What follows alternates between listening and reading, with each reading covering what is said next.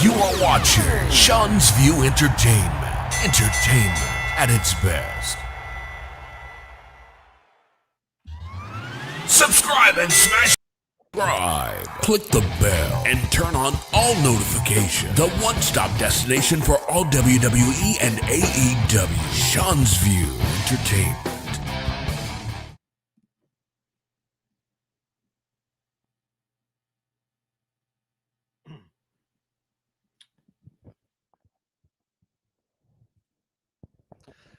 Yes, indeed. We are here to celebrate.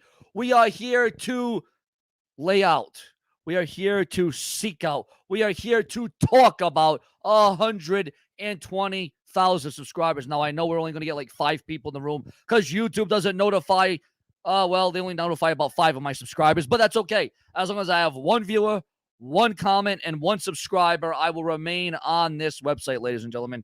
Yes, indeed, I will remain on this very website. And what a momentous occasion it is. After all the years, after all the ups, after all the downs, after all the triumphs, after all the haters, the skeptics, the trolls, the naysayers, after everything I have endured, after everything I have been through, we are here to celebrate. We're not here to talk about all the drama and antics of the past. We have rehashed that over and over and over and over again. This is to celebrate. This is to illustrate. This is the groundwork. This is the building blocks to what is going to become as I continue to reset and reboot and recharge this channel. I've been back for about a month and a half. And again, I continue to do what SeanzViewEnt Entertainment does, and that is be excellent and prolific, consistent, and dedicated uploads. We're going to read the chat. We're going to take your comments. We're going to be interactive. We're going to be social. This is where it's at, the brash and the brazen. I just want to take some of this time to welcome and thank the 5 people that are probably going to join me for this epic episode of SeanzViewEnt Entertainment. But you know what? 5 is better than none. You know what I'm saying? And again, I welcome and I thank everybody that is here. Thank you for being with SeanzViewEnt Entertainment. We're doing Q&As. We're talking wrestling. We're taking your suggestions. We're taking your comments. We're taking your messages. We're taking your opinions. We are taking it all here on SeanzViewEnt Entertainment, ladies and gentlemen.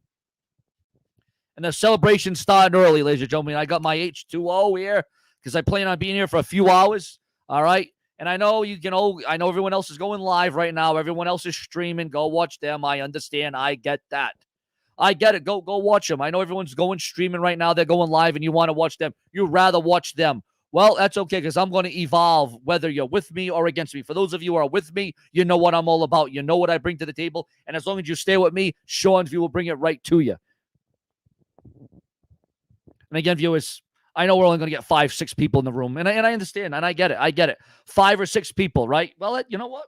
That's YouTube screwing me over. They've been screwing me over since 2017. It is what it is. You know what I'm saying? It is what it is. Subscribe, click the bell, and turn on all notifications. The one-stop destination for all WWE and AEW. Sean's View Entertainment. And again, viewers, we are taking your comments. We are taking your opinions. We're taking your super chat donations. We're doing it all right here on SeanzView Entertainment, ladies and gentlemen. This is what we're doing. Remember, this is the show where your comments matter. Your opinions are live, and it is the brash hour, viewers and subscribers. It is indeed the brash hour. What's up there? What's up? What's going on in the chat? How you doing? What's up there, Mike? What's up there? The kid is back. What up there, Psycho Dad? Jesse, what up there? Okay. I thought you were going. Oh no, I'm back full time. I am back I'm back full time, all the time, every time. I ain't going anywhere, viewers. Like I said, I'm gonna upload videos more than I've ever done. I was dealing with a few conflicts the other day on my channel for 3 days. I was dealing with flags and tags and hags and rags and fags and everything else. But I'm still back and I'm still here, ladies and gentlemen. And again, we're going to take your feedback. We're going to take your questions. We're going to take your comments. Remember, I'm going to be more informative. I'm going to be more, interactive. I'm going to be more social. It's going to be more about you than it is SeanzView Entertainment, ladies and gentlemen. Yeah, I am back. And that's a fact, ladies and gentlemen. And again, ladies and gentlemen, you say that you're glad that I'm back. Well, I'm glad that you're back. Again, I just saw through a lot of haters, a lot of trolls, a lot of flags. But again, we're not here to talk about the drama and the flags and the haters and the trolls and the jealous ones. We're not here to talk about the people that have buried me so far that I'll never be back. But I'm still back. You know what I'm saying? You are the man, Sean, but what's up with the hat? Well, man, I was a Patriots fan, but, I said when Tom Brady leaves, I'm going to go with him. You know what I'm saying? I'm going to go with him. And that's exactly what I did. You know, I'm a Tom Brady lifer. I'm a Tom Brady lifer. That's all. That's what it is. What's good? What's up? What's going on? How you doing? What's up there? I'm all right. I'm good. What's up, Ashley, in the chat room? Thoughts on CM Punk's debut on AEW? I thought it could have been a hell of a lot better. I think it could have been a hell of a lot better, to be honest with you. I think the booking was a little bit off. I think CM Punk was a little mute. I think he seemed like he was watered down. I think CM Punk was a hell of a lot better on Dynamite. I think his booking on AEW Dynamite was piss poor. You know what I'm saying? Yeah, no, I'm here, and no matter what the consequence, no matter how severe, no matter how bad, no matter what's happening, SeanzView is still here.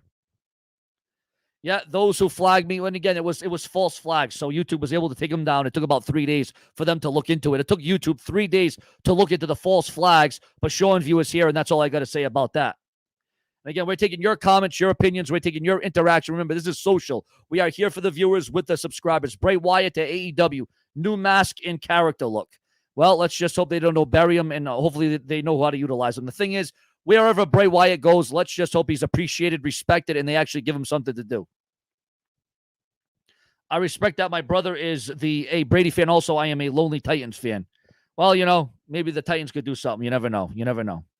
Oh, yeah, the best is back. Well, I want to, viewers again. I wouldn't say I'm the best yet. I was one time the best. I was the best. I took a break. I went away for about a year. Now I'm back rebuilding, re-strategizing, resetting, repaving my channel, viewers. What's my thoughts on Brock Lesnar's new hairstyle? I think it's cool. I think it's interesting, and it's something different, which we needed to see something different from Brock Lesnar. As a matter of fact, I wish he would just come back to his old trunks and his old ways, so to speak. And again, viewers, we are taking your comments, your opinions, right here on SeanzView Entertainment, where we keep it prolific, consistent, and dedicated. It was a pretty low-key weekend as it concerns rumors and news, but we had SmackDown. First of all, let's do what we usually do. Where are you calling from? What's your country, your state, your continent, your zip code? Where are you coming from, viewers? The viewers and the subscribers, where are you calling from? Yeah, man, I try to be a good person. You know what I'm saying? It's everyone else that tries to be a bad person and then tries to draw the narrative that I'm a bad person.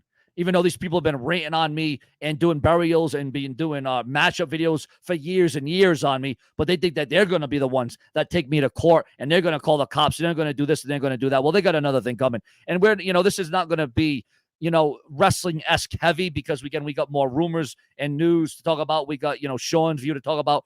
We got a lot of different things to run down here on SeanzView Entertainment. We certainly do got a lot of different things to run down. Braun Strowman joining Impact Wrestling. Yeah, you know what? The rumors are out there. The rumors are out there. The rumors even out there that Bray Wyatt is going to join Impact Wrestling. Is that true? I don't know, but the rumor is out there. And you know what? AEW and Impact Wrestling. Let me tell you something. Impact Wrestling could use some talent. Impact Wrestling could steal some of the WWE's talent that was released. You know what I'm saying? Impact Wrestling, if anything, they need to capitalize on all these releases, viewers and subscribers. Hey, Ben, let me tell you something. It's been back and forth. Every time I say I have 120, then it goes down to 119, or it goes down to 119,998. So, Ben, call the cops. It's simple. If you don't like what I'm doing, if you don't like me, call the cops. Call the FBI. Call CNN. Call QVC. Call the 123. Ben, you know the thing. If you don't like what I do, if you don't like me, if you think I'm lying, if you don't think I had 120,000 subscribers about a few hours ago, call the cops, bro. Report me. Report me. It's very easy, Ben. Call the cops. You fucking idiot. You're a fucking idiot. Go fuck yourself. Call WWE. Hey, Sean, what do you think about the rumor of Braun Strowman could be going to Impact Wrestling? And again, Bray Wyatt could be going there. Braun Strowman could be going there. And I'll tell you, Impact Wrestling could really use it. Impact Wrestling could definitely use it. I'll tell you that because they're bad. They're doing bad. I got to give them credit, though. I don't know how the hell Impact Wrestling is still here. I don't know how they're still in business. I don't know how they're still doing this. You know what I'm saying? Again, we are here to celebrate 120,000 subscribers. I understand I should have 120,000 people in this room, but let me let you understand this, viewers. Just because you have 120,000 subscribers doesn't mean you're going to get 120,000 views a video. Hell, if you look at the upper people on here that have millions of subscribers, they don't get millions of views a video. They don't.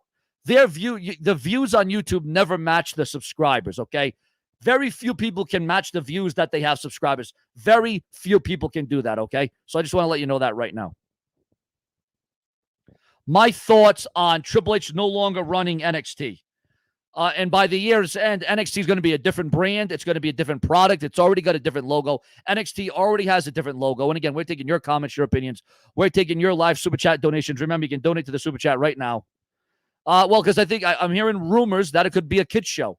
It's lined up to be, NXT was originally supposed to be a kids show. It was supposed to be for children. And now it looks like it's going to be the kindergarten hour on NXT. It looks like it's going to be, a lot of different things are going to be happening, viewers.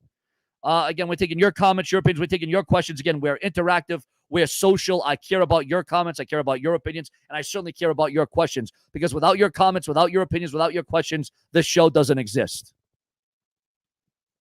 What do you think about the Iconics' new inspiration coming back, and where do you think they should go? Well, I'll tell you what. The Iconics are doing their own thing. They seem like they want to get up something off the ground. They're doing their own thing right now, and I wish them the best. And I think they could have done really big things in the WWE, but much like everybody else does in the WWE, viewers, we saw what happened here. Yeah, I mean, I don't know if it's going to be exactly like Saturday Morning Slam. I don't know if it's going to be exactly like that. But, and again, viewers, the Super Chat donations are open. Come on, let's celebrate, viewers. Let's celebrate the show and viewing him again. You're not going to be coming to this room unless you have a real image. Unless you have a real image, no thumbnail, no picture. You got to have a real face. You know what I'm saying? A real face. Let's see. WWE has had to push back Black Lives Matter. They have had pressure from Fox. Let's see. NXT wrestlers are going to be reading and doing finger painting lessons for kids now. Oh, my God. Well, might as well. I mean, hell. I mean, really. Now you got the second vaccine and you say it hurts. Now, what was your side effects of that, my man? What was your side effects? Are you feeling sick? Are you feeling hurt? I know that they say that you don't feel the effects of it until like a day or two later. So, I mean, we'll see how that works. And again, viewers, we're taking your comments, your opinions as we're celebrating 120,000 subscribers. Listen, I'm thankful that I have one viewer. After being gone for a year, I'm lucky I have one subscriber. I'm lucky I have one viewer. I'm lucky that you people are coming back, and I'm glad I am actually being able to somehow, some way regenerate a new audience, new viewers, new subscribers. And obviously, there are some people here that want to see who. Let's take a little poll. Let's do a little question and answer right here. Let's do a little poll. Let's do a little interaction. Who wants to see SeanzView succeed on the shit? I love how people say I don't bring in any viewers. We got 50 people in here. All by myself, I got 50 people in here. I like how people say I can't get the job done. I won't get the job done. I won't grow. I won't expand. Well, why do I have 50 people in the room? And why did we have YouTubers like The Great One and the Botch guy talk about me and rant on me? These guys have 200,000, 300,000 subscribers, and they get thousands upon thousands upon thousands of views. Holy shnikes. We got a $10 donation. Congrats, Sean, on 120,000 subscribers.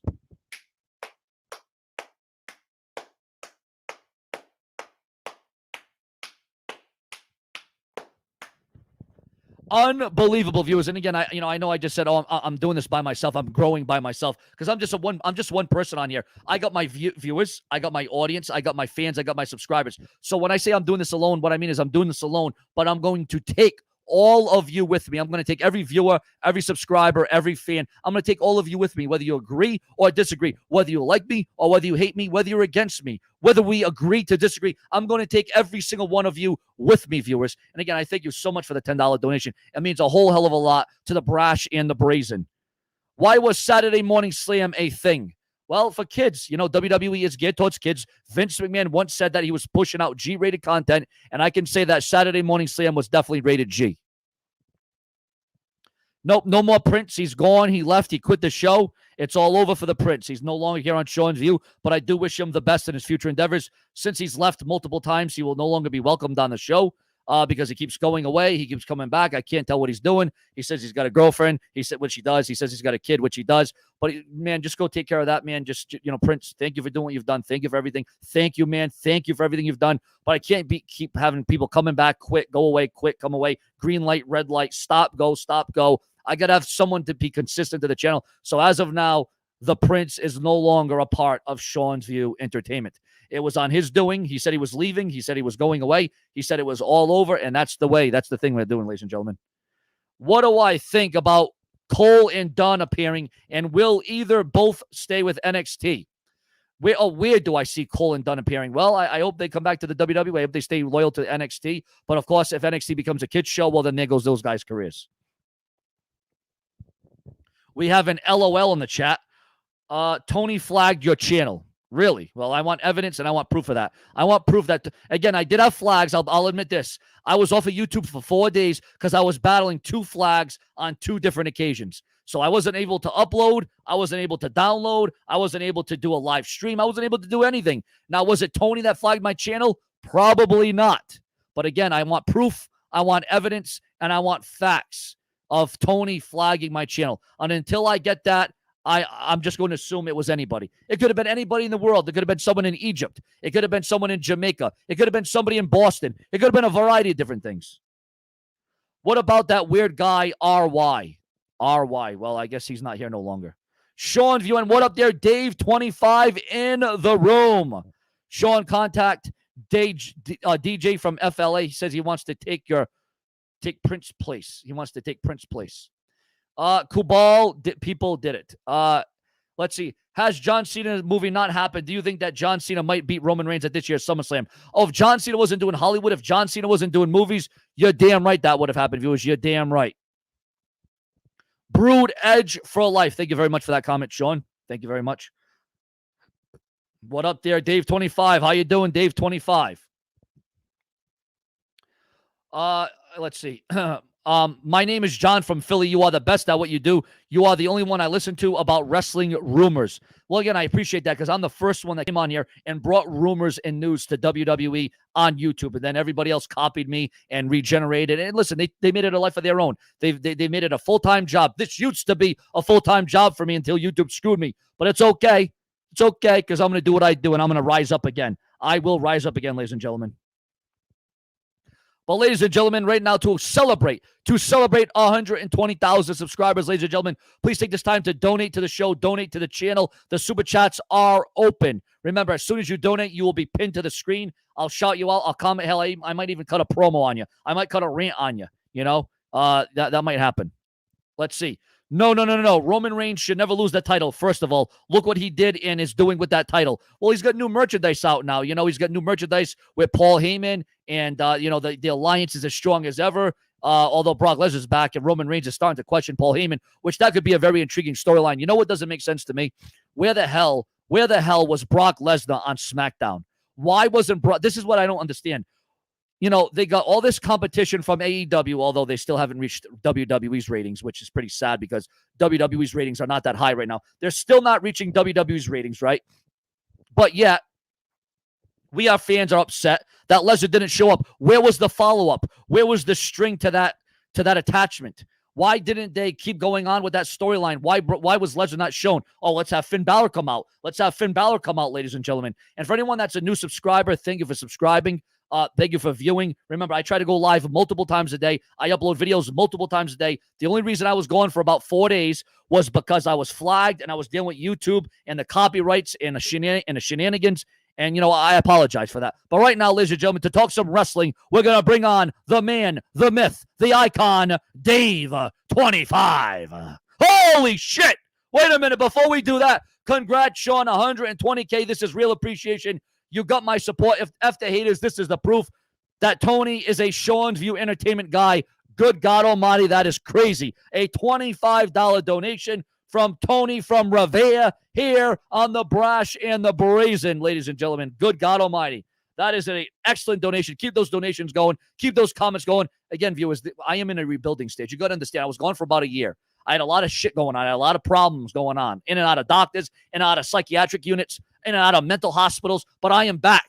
I am back, and that is a fact. And I am going to raise this channel to prominence once again. And if you don't think I don't have the energy and the passion and the promise and the fortitude and the grapefruits to get the job done, well, then you got another thing coming. Because when you have Sean's Entertainment on, you ain't going to get anything else but the Brash and the Brazen. Because here on the show, we raise the bar by far. And I'll tell you what, ladies and gentlemen, now that we got a $25 donation, now that the comments are here, now that the people are in the room, now, ladies and gentlemen, we are going to bring onto the show Dave 25. Yo, what's going on, Sean? What up, my man? So, is there any news on Adam Cole? Because I know CM Punk, apparently he had AC on his shoe on AEW. Oh, I didn't even notice. Oh, well, was that on? Well, it wasn't the other. Was it Rampage? It was on? Yeah, either Rampage or Dynamite, but apparently that was like a Easter egg in the show that they were teasing that Adam Cole was going there, and apparently his contract was set to expire on Friday, and it's Sunday. So I wonder if it did expire or if Vince McMahon was able to talk him into staying and signing. That's what I've heard, Dave. That's exactly what you just said. What I heard, you just reiterated was Vince McMahon is trying to get him back in, but again, with this NXT now, with this logo change. What do you think about that? That's bullshit. I mean, you're not going to sign wrestlers from the indies, from the independent circuit. I went to the shows on the independent circuit, seen these wrestlers mixed in with the old guys, legends, the Hall of Famers that still compete there, and they mix it up with some of the older, younger talent that WWE's scouts are looking at. And the fact that they're not going to go after these indie guys is ridiculous. Is it because they're all jumping ship to AEW? Yes. But you want to change the logo of NXT, change the look, the makeup of the show, and you're not going to sign indie talent? What are you doing as an organization? That's like the NHL, the MLB, the NBA saying we're not going to go after players in college and we're going to just get random bums and train them to be wrestlers. And like, no, this is not how a wrestling company should be operating. And what is your thoughts on this whole change for WWE not signing legitimate wrestlers and training their own wrestlers? Well, what I'm asking is, where are the wrestlers coming from? If they're coming from the indie scene, where the hell are they coming from? Well, where are they getting them from? The down below in the bathroom area, in the stall. Where if you're not getting guys from, say, well, like for instance, the wrestling that we went to, what was it called? Top Rope. So say they don't. All right. So then they're not going to look at Top Rope. They're not going to look at this guy. They're not going. So where the hell are they getting talent from? What's the point? Are they calling up family members? Oh, do you have a guy in there that might want to wrestle? Like, how are we doing this? How do you look for? Like you say, bro, if that would be like the NFL, the NHL. Not you'll get the Paw Sox. Oh, now they're not the Paw Sox anymore. But you know what I'm saying. Where are they going to get these talents from? You know what I'm saying? Like, I trained for a day with that company with Nick Steele, which he's no longer around. Passed away. That was sacked. That was horrible. But the thing is, like, these companies, they're training people to become wrestlers, and you work your way up to the top. So what now you're just going to give some random actor or whoever the hell a job in WWE, just train him to be a wrestler? This way they can't walk out on you and go to AEW. They probably still will. And it's like, you're a wrestling company that is not assigning wrestlers. You're training other people. That's their goal with this new look with NXT. And I am so totally against it. Yeah, I think it's a joke. I didn't mind the logo change, whatever, but if they change up the entire show, like you say, they're not looking at the indies. Then what the hell are you looking at? Like down in the basement, down in the gutter, down in the drain? What are you doing? Like, oh well, we want, it almost kind of seems like back in the day when it was like FCW before. I'm talking before NXT. It was FCW, Florida Championship Wrestling. Lesnar came from there, Shelton Benjamin came from there, but Roman Reigns, Dean Ambrose. So I mean, I don't know if they're trying to make it something like that. I mean, I don't know if they're trying to switch the agenda. Rollins. Seth Rollins. Yeah, no, there's a lot of and make no mistake about it. These guys, were able to, come up big and, be main eventers and WrestleMania headliners, no doubt about it. But, actually, no, I should say, I'm wrong. Actually, no, the John Cena's came from, like, the FCW. Yeah, no, it was FCW, right? Did I say that? Ohio Valley Wrestling. OVW, my bad. OVW, that's what it was. Yeah, OVW, that's what it was. That was before FCW. Yeah, that was that. See, I'm going even further back. Exactly. Yep. So that's what So I don't know if they're trying to do something like that before NXT was even around. But the funny part is, Dave, they're saying that they're trying to make NXT, even though they don't want to look at the indie scene. They're trying to make NXT more indie-like, though. So I'm hearing two different narratives. They want to make it more indie-like, right? But they don't want to hire indie fans. I don't. It doesn't make sense, honestly. I have no. I don't care that they're changing the logo. That's not the concern, because if they want to make a new era, that's fine of NXT. But to not go after legitimate wrestlers, what are you doing as a company? They're just admitting that what they're doing is wrong. There's no going back, and I feel like they have no other choice or option but to step up their game because of AEW. With all these wrestlers going there, they're gonna be with their back against the wall, and they're gonna have to be forced to step up their game. You know, Oh yeah. they're gonna have to. There's no way that all these wrestlers, legitimate storylines being told in AEW with Aleister Black, all these names, even Darby Allin and CM Punk is more of a storyline than what anything WWE's doing. Yeah, and you know what, to think about that, you know, again, they've done a good job of, you know, bringing CM Punk on, but I do think, man, I don't know if you get this feeling, but man, when I was watching, Dynamite the other, well, Ramp, whatever it was, Dynamite the other night, man, it just seemed like that was just underwhelming. Him coming out and talking with Shivani, it just seemed, I don't know, it didn't seem like Rampage is all I can say. It didn't see, I don't know, it just something was, and it's not CM Punk's fault. I think that he was a little watered down. Did you feel a little bit different about that? Tony Schiavone and CM Punk on Rampage. What is the question about it? Well, no, I just when he did that interview, because all right, so he came out on Rampage. Of course, everyone loved it. And it was great. It came out great, right? It was fine.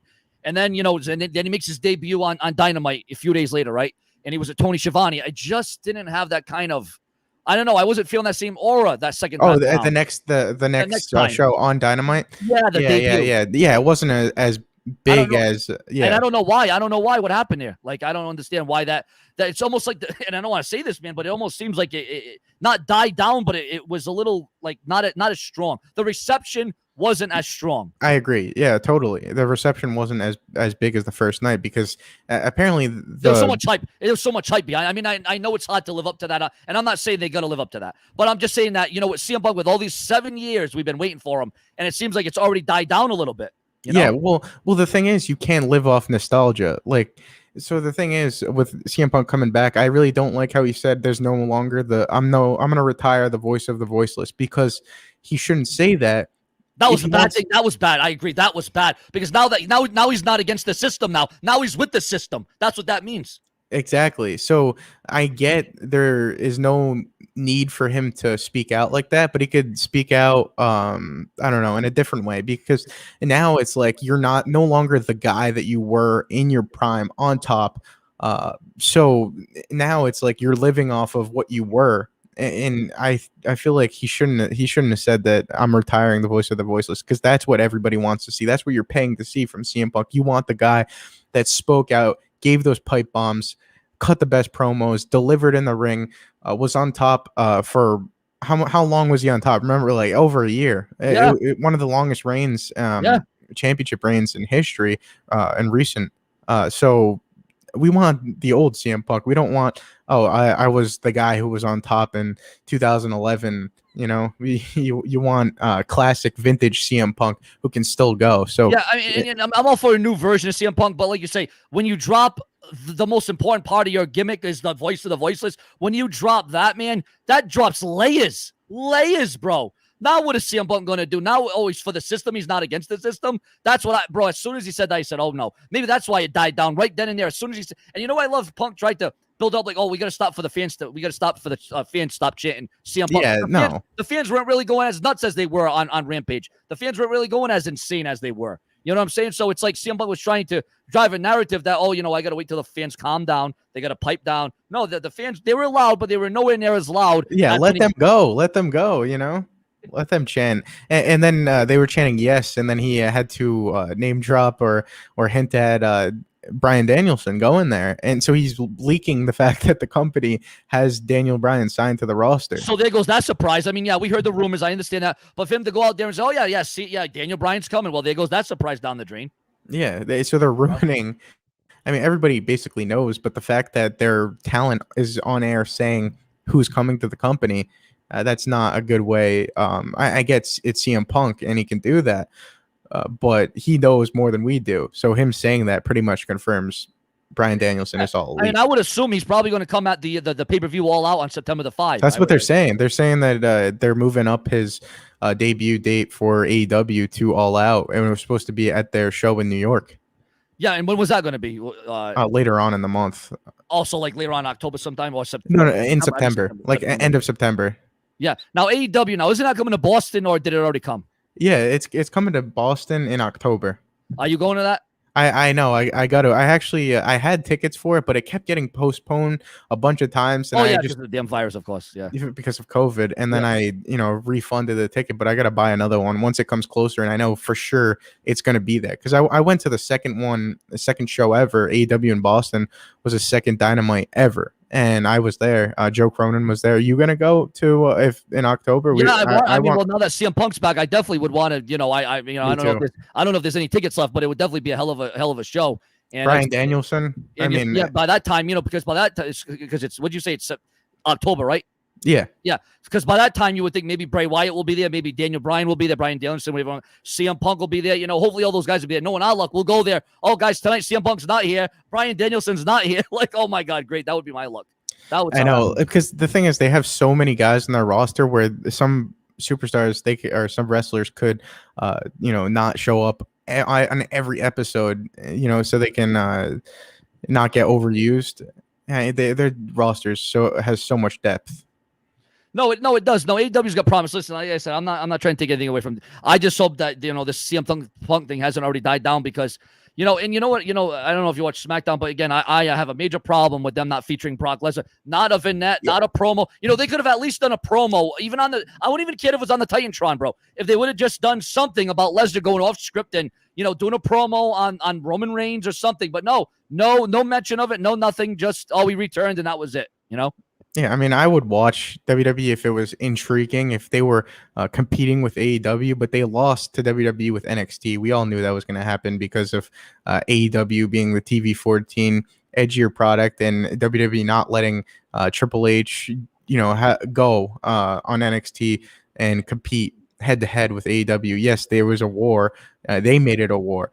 But the fact that WWE did not have Brock Lesnar after his return at SummerSlam on the show following on SmackDown is ridiculous. And that just proves that the only reason why they re-signed Brock Lesnar was to compete against AEW for the signing that they got of CM Punk. And they had to counter. Oh, no, they had to counter because they would have got ruined if they didn't show Becky Lynch return, if they didn't have Brock Lesnar return. Although they would have been hurt. And again, I'm still giving this time because CM Punk has got the ratings up for AEW. That's definitely been proven. But it's still not to Raw or SmackDown's ratings. But I think, the consistency here. I think it will in time. WCW, they didn't do it in a day either. It took WCW years before they kicked the WWE's butt. And it might take the same for AEW. But this just goes to show you that you could have CM Punk, you could have Stone Cold go there, The Rock, John Cena, but WWE is still the juggernaut, man. No matter how bad they're doing, no matter how bad their booking is, right? They still are more marketable. Why? Well, mostly because they've been around for more than 50 years. That's one big thing. But another thing is, man, they just have so much leverage in the wrestling business. No matter what anybody says, at the end of the day, and again, this isn't just because I'm a WWE fan growing up. The WWE is the end all be all. That's the bottom line. They are the number one promotion. They're the number one company. And until AEW can beat their ratings, the WWE is the number one entity. And the thing about it is everyone says, oh, well, Sean, once they beat Raw and SmackDown for a couple of weeks, that's it. They're the number one in the game. No, they're not. They have to do it week after week, kind of like WCW. They beat Raw for 82 weeks in a row. They got to do that again. That's what needs to happen. That's what needs to be done. Well, the thing is, if they stop signing legitimate wrestlers, then I think AEW could be the end all be all, the number one promotion. Yeah, no, you're right. No, you're right, man. If they, I'll tell you, it really depends on this because NXT was the breathing ground. But then, if you think about it, Dave, what did NXT really produce, man? As soon as we know the story, Dave. As soon as they come from NXT to WWE, what happens? Oh, they get destroyed. Look at Karrion Kross, who was Killer Kross in Impact Wrestling. He's killing himself. Well, they're killing him right now. They're killing him. So bad. Losing to Jeff Hardy, which I love Jeff Hardy, but you're going to have him in a match against him in his debut and then lose? Like, I'd want Jeff Hardy to win, but that's not how you book a guy from NXT that you're developing. Just send him to the main roster to get crushed, get killed out there. No, they're feeding their own developmental talent on the main roster to their to their superstars, and it's not right what they're doing. No, it's not. And I just want to take this time right now. We got 55 people strong in here, viewers. This is great because I'll tell you what, with me gone for a year, I'm lucky I got one viewer in here. We got 55 people in here. We got Dave 25 here coming into the show. Very thankful and appreciative that he's taking the time to come into the show. He's got his own life to do, but he's here on Sean View Entertainment, rocking it out here, talking about wrestling. This is what it's going to be on Sean View. No more about the drama, the haters, the skeptics, the trolls, although I might bring it up from time to time just because it's entertaining. I might do a couple storylines here and there, but the thing is, this is going to primarily be professional wrestling talk, ladies and gentlemen, for the viewers with the subscribers since day one. We got Dave25 here. We got the comments rocking. The chat room's actually going pretty nuts right now. This is what it's all about. This is Sean View Entertainment, resetting, regenerating, and reviving the channel from the ground up. And you know what? I think Sean View has such an inspiration on Dave25 that he has a chair in the background that looks very eerily similar to Sean View Entertainment's chair. I like the logos on yours. Yeah, I know, right? I had to switch it up a little bit. Yeah, but no, I mean, bro, so are you telling me, Dave, that you don't watch WWE at all now? I mean, I did watch parts of SummerSlam, so if I see something that's good that's going on, like a storyline, I'll watch the YouTube highlights, and then I'll if I think that there's a decent match on their pay-per-view, I'll just watch the match. I'm not going to watch a full episode of Raw, full episode of SmackDown, or a full pay-per-view of just garbage. I can't. I'd rather watch AEW, a full show of that, because there's progressing storylines. There's progressing. Yes, that's a good one. I agree. There's good wrestlers, talented. They're not random people that they're training, apparently, what's going to be going on with NXT. I'd rather see the guys that are the best at their craft, not people you train off the street in NXT. So that's not what I'm gonna, if you're gonna watch a sport, which I mean, I get, wrestling's fake, but these guys take it seriously and they train, and in order to be the best, you have to train and work your way up. And yes, I'm not gonna watch full shows of WWE. I'm gonna watch like Edge or Seth Rollins, people that, match of the year. That was a match of the year. I hope you watched that match at least. I know, yeah. I still got to go back. You know what, Dave, a lot of you people, I mean, I'm sure everyone likes to use that fake. Actually, we like to use the term predetermined, because let's be honest, bro, when you hit that mat, it's anything but fake, right? I know. I mean, I did train for a day with Nick Steele, and the guy walked over me, and I actually hit some bumps in the ring, and it hurts. It was training. It's not a damn trampoline. Oh, it's a trampoline. No, it's no damn trampoline. Let me tell you that. It's something like a trampoline. Let me tell you that right now. No, it hurts. I mean, it's real. I mean, you do feel it when you step inside that ring, and the injuries can happen. Oh yeah, so, no, just ask Mick Foley. He'll tell you all about injuries in the ring, right? Yeah, so it's not. Yes, it's predetermined, but what goes on in the ring is definitely real. Oh, definitely. No, I mean that there's a reason why, the Cenas, the Ortons have had to have surgery upon surgery, neck fusion surgery, Randy Orton shoulder surgery. I mean, it's well documented. Stone Cold broke his neck right in the middle of the ring, still continued the match. That's the thing. That's another thing that's missing in wrestling is the determination. And, maybe now there'll be determination because now you got CM Punk and AEW. But, man, these wrestlers these days, when there's an injury or someone starts bleeding, call the match off, throw up the X sign. What happened to the back in the day when Triple H would continue a match with a torn quadricep, or Stone Cold would continue the match with a broken neck? Or what happened when Sting broke his neck against Seth Rollins and still, you don't see that fortitude, you don't see that will to win. But maybe now we'll see it there. I hope WWE can bring back the storylines. I remember when Jericho threw Shawn Michaels through the Titantron. That was cool. Like, remember when they actually had decent storyline? They were able to tell a story. Now it just seems like it's quick storylines just to get to a pay-per-view, that they're just like phoning it in, and it's not progressing throughout. Week after week, it's not the same.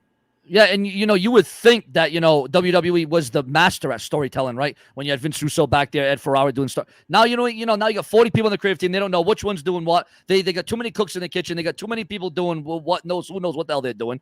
And why can't they just go back to a simple formula? AEW's doing a good job at it. They obviously had to learn from the WWE's good days, the Attitude Era, the Ruthless Aggression Era. They obviously had to learn, right? And listen, if the wrestler can't go out there and cut a promo, if he's uncomfortably shy, whatever, he's not a good talker, just give him a freaking manager. That's a lost art now, is managers. Exactly. WWE will not run with managers, and it's ridiculous because you see what AEW is doing with all the managers that they have. Jake the Snake Roberts, Arn Anderson, they could be doing that. They have the funds to do so when AEW has how much of a budget compared to WWE, and they just don't do it. And remember when Alberto Del Rio was there? They took away Ricardo Rodriguez. They took away many different with Andrade. I believe they took away Selena Vega.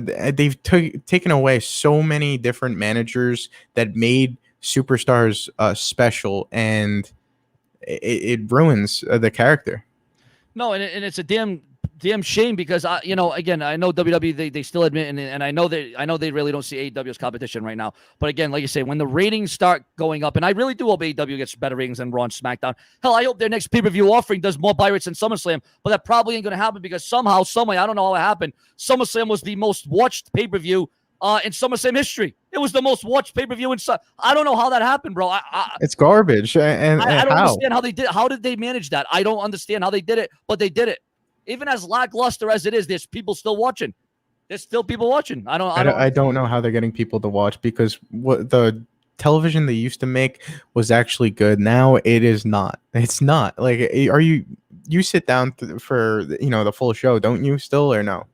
I mean, mostly SmackDown, I'll do. But as it concerns, Raw, man, I'll be lucky if I can get through an hour. What I'll do is I'll watch the highlights, or I'll just come on YouTube and do a live stream because it's actually more entertaining, talking about the highlights that I'm hearing and seeing. But no, I can't. No, bro, it's very hard. And now, bro, they're talking about 4-hour Raw to get that advertisement money, bro. 4 hours of Raw, 2 hours on the internet, 2 hours on the television. Can you imagine that? Yeah, 4 hours. I could not sit through that. So I actually was in the crowd when Daniel Bryan was chanting "Yes, yes, yes" in Providence, Rhode Island, at the Dunkin' Donuts Center. JD from New York likes to talk about that. As that being one of the loudest crowd reactions ever, and it was for wrestling. Yeah. I was actually there in the crowd, so I know what it was like, and it was. Everyone was chanting. I think I was at the same. Are you talking about the one where he turned on the Wyatt family when he was with them? Then he was on top of the cage going. Yes. That crowd. Bro, yes. I'll tell you what. You know what, Dave? I'll tell you what, and I'm even comparing this to the Attitude Era. I think that was one of the greatest Raws of all time. Of all time. It was. And do you think that was a louder crowd reaction than CM Punk's return or CM Punk's return? No, I think Daniel Bryan, because we were there live that night, right? We were there. That was loud. That was organic, natural. And yes, CM Punk was definitely loud. It was definitely loud. But I'll tell you what, Daniel Bryan on top of that cage with the yes, man, that was a feeling that and I think that was one of the greatest Raws of all time. I think that Raw, I remember that night. It had great storylines. It had good matches. And they followed through that night with the Daniel Bryan heel turn. Well, the face turn, I should say. They built him up as a heel. They started the show with Bryan and the Wyatts, and then they built it up through the night. That's all I'm asking Raw to do, bro. Build up the storylines through the night. That's all you got to do. Everyone inside that building was chanting yes. He got everybody to turn on his side. He was on top of the cage chanting yes, yes, yes. It was insane. And to see what WWE has become from that day, from when it was decent and watchable, is a shame. And I remember going to WWE. Remember Jason Jordan? Yeah. Remember when they were pushing him so hard? Yeah, it was probably a 3-hour Raw, and Stephanie had some announcement for the women's movement. It was such a shitty show by WWE. I wanted to leave. It was that bad that I literally wanted to walk out. To see what they. Oh, you mean when she announced the women's revolution at the end of Raw? I was at that one too. I was at that one too. I wanted to walk out. It was horrible. From the beginning of the show, Jason Jordan wrestled twice, and the crowd was booing the hell out of him. It was one of and you know what? Here's the thing. Jason Jordan. Listen, I'm not. He was a great talent and all, but he just didn't measure up to a Kurt Angle or a Chad Gable. Even he just wasn't. He wasn't there, man. He wasn't there. No, and definitely way too soon that they were trying to push him. That was what they were trying to do with Roman Reigns, and you've seen what happened. But the reason why I didn't go to the Raw that you were on television when Dean Ambrose came out, right? Remember you went to... and he walked right by me. He walked right past me. Yeah, so on Raw. I was going to go to that show, but since it was so bad the time before of that women's revolution and just the whole episode being complete garbage, I didn't go to that show. And I could have, but I was so bad. And I got to admit, that was another good Raw, man. That was a very great, excellent Raw. Again, another Raw, bro, where they built the storyline. They strung together storylines through the show. That's all bro, I don't want to watch one show where you get Randy Orton 1 hour and then he's gone for the whole next 2 hours, bro. What, back in the Attitude Era, you saw Austin 3 times in one night. Back in the Attitude Era, you saw, the Intercontinental title on the line. The WWE title would be on the line. There would be consistency and continuity to storylines. There would be, there would be a rhyme for a reason for the rhyme.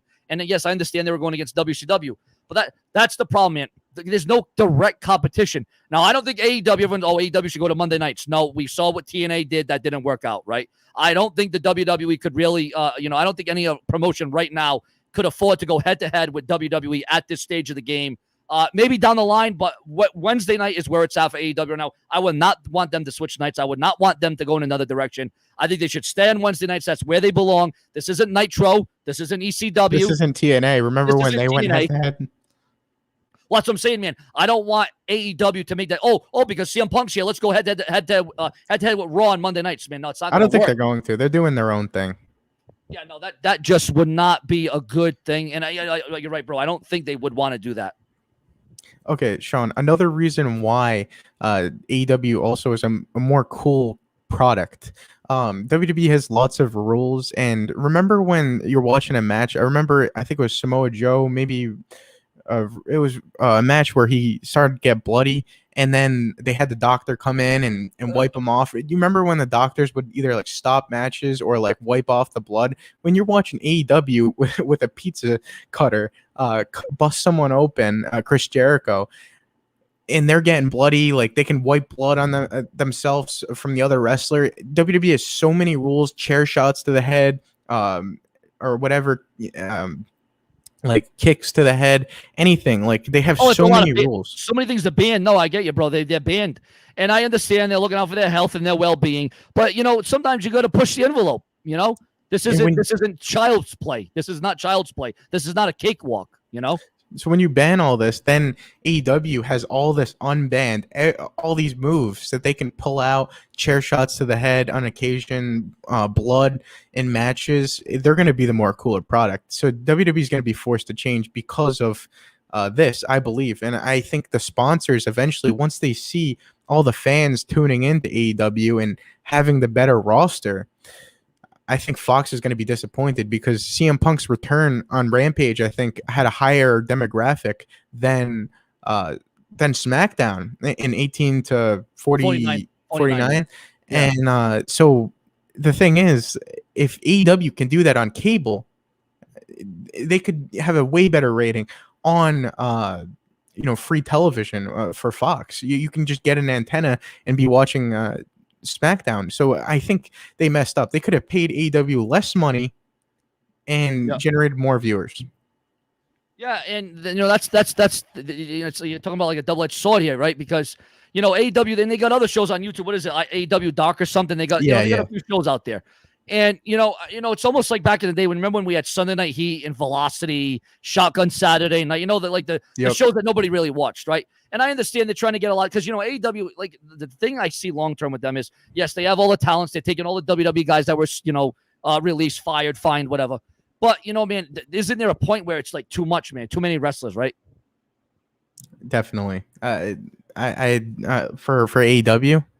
Yeah, well, again, because and I understand they have a few more shows, but they only feature the prominent guys on the prominent shows on Monday and Wednesday and Friday night, right? So it's like, I just don't want to see them because we saw what WCW did that. They made that same mistake. They kept pushing the NWO, and there was too many guys. There was too many men. They all joined the NWO. Yeah, the whole roster was pretty much so. Yeah. And again, I know it's not that, but it was a lot of wrestlers again. And the point is AEW has a lot of wrestlers on their and I just don't want to see guys get lost in the shuffle or guys that are not booked correctly or not booked at all. Because now that CM Punk is back, that they're probably paying CM Punk a pretty dollar. You know what I'm saying? Oh, for sure. He said he wanted NHL type salary, like Connor McDavid, which are millions of dollars. So Tony Khan definitely broke the bank when he signed CM Punk for sure. But I don't know. Like the thing is, you have to not sign everybody because you can't. There's only so many superstars you can sign. They have a budget, and if I was AEW, I would not sign Braun Strowman because I don't think he would fit in well with them. I think he would fit in better with Impact Wrestling. Me too.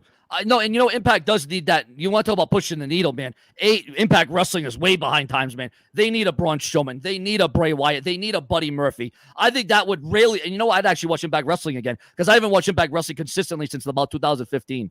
So I think that would really be since Jeff Hardy and Matt Hardy.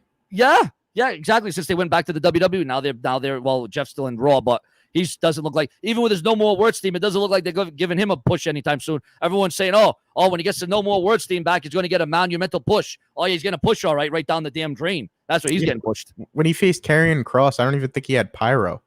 No, I don't think he did. If I remember correctly, I don't think he did, to be honest with you. Which that made the entrance when he would come out with the pyro and with that theme song. Yeah, they're not pushing him like they did back when CM Punk during that storyline in 2009. Yeah, no, 2009, and that was another good time for wrestling too. Bro, what was the year that you started watching wrestling? Around like 2008, I would say. Now, what got you into it? Did you hear about it? Did you start watching it? Did a friend tell you about it? What happened? The DVDs, that's what I started watching, the wrestling DVDs, like Stone Cold, The Rock, stuff like that. And then I figured out, let me watch this weekly.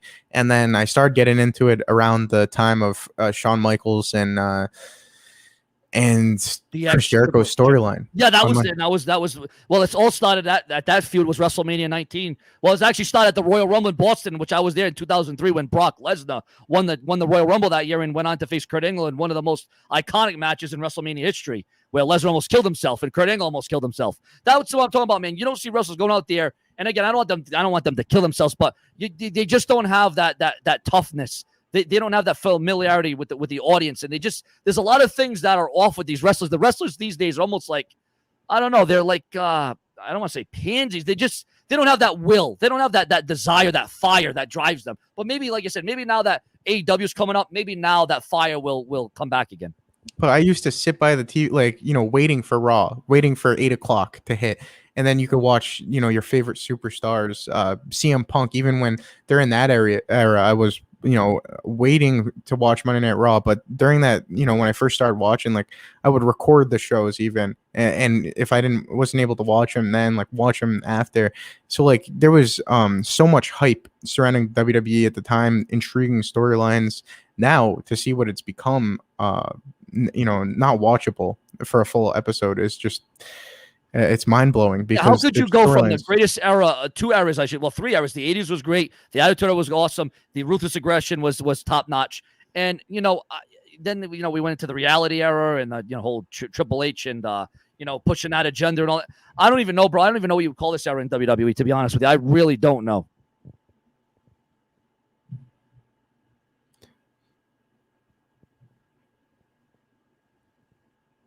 Yeah, I mean, if you look at all the eras of wrestling, AEW right now, I don't know what they're calling their era. I mean, do they even have a name for the era, or they're just kind of going with it? I don't know. Yeah, they're not really, there's no name for the era, but Big Show even said it himself that it's the closest thing to the Attitude Era, coming back. And I agree with that. AEW is like the Attitude Era returned. You know what I don't understand about this whole formation with fans these days, though, is all right. So everyone was complaining about when we would have Mark Henry and the Big Show on WWE, right? But now when he's on AEW, this is awesome.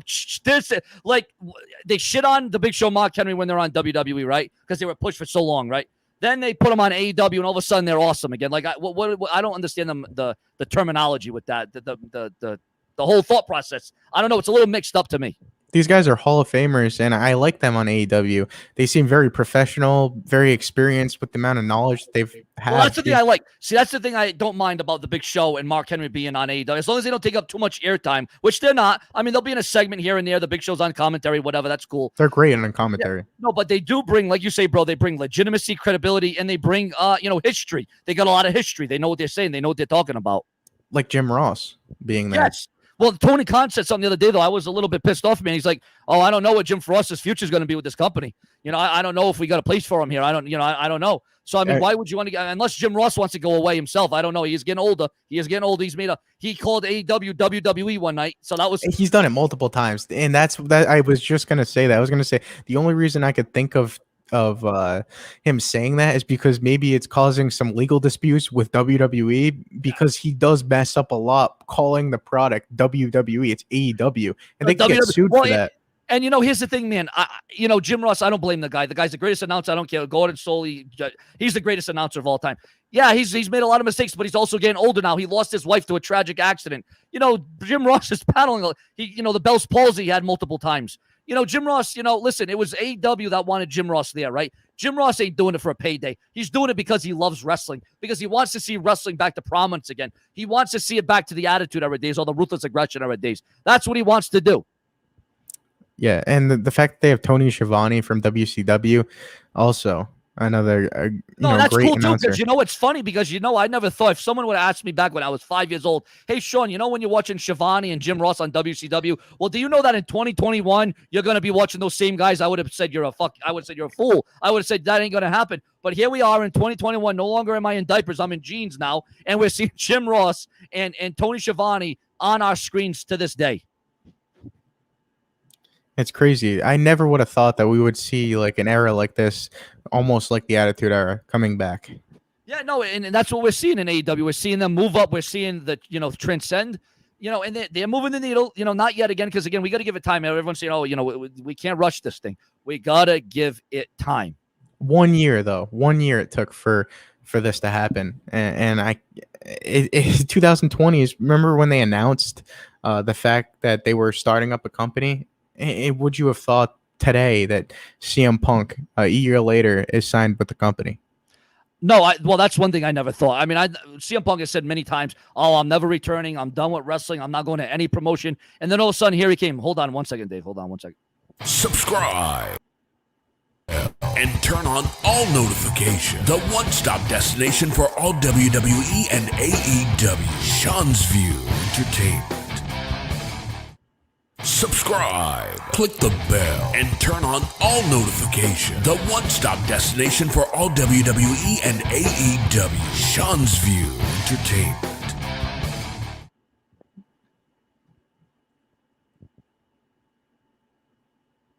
And back on the show, Dave 25 here, talking about professional wrestling, talking about AEW, talking about WWE. And I'll tell you what, it is crucial. It is a very, if there was ever any time for a wrestling promotion to come up when it matters most, it would be AEW.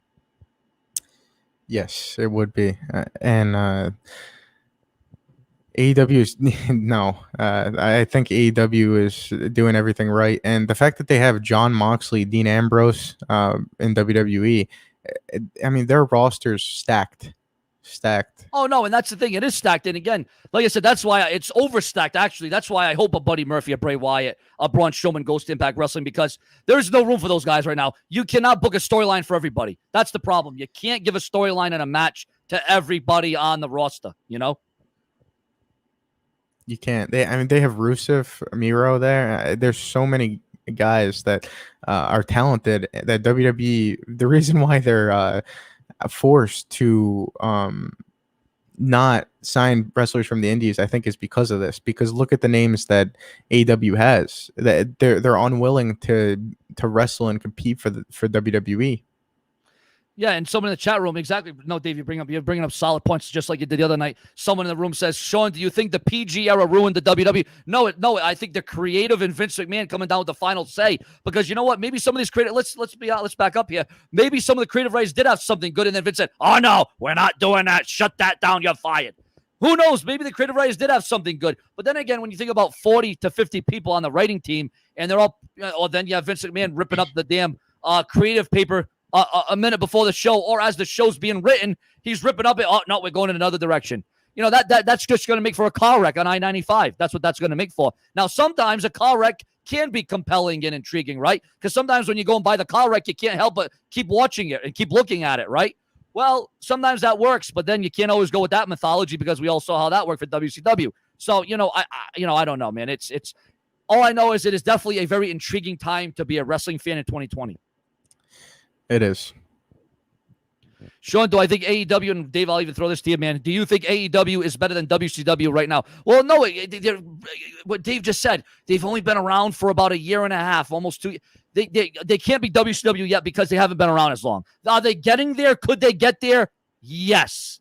Now I'll say this: are they better than WCW in its dying days? Yes, they are better than WCW in its dying days. Yes, but that's not hard to do.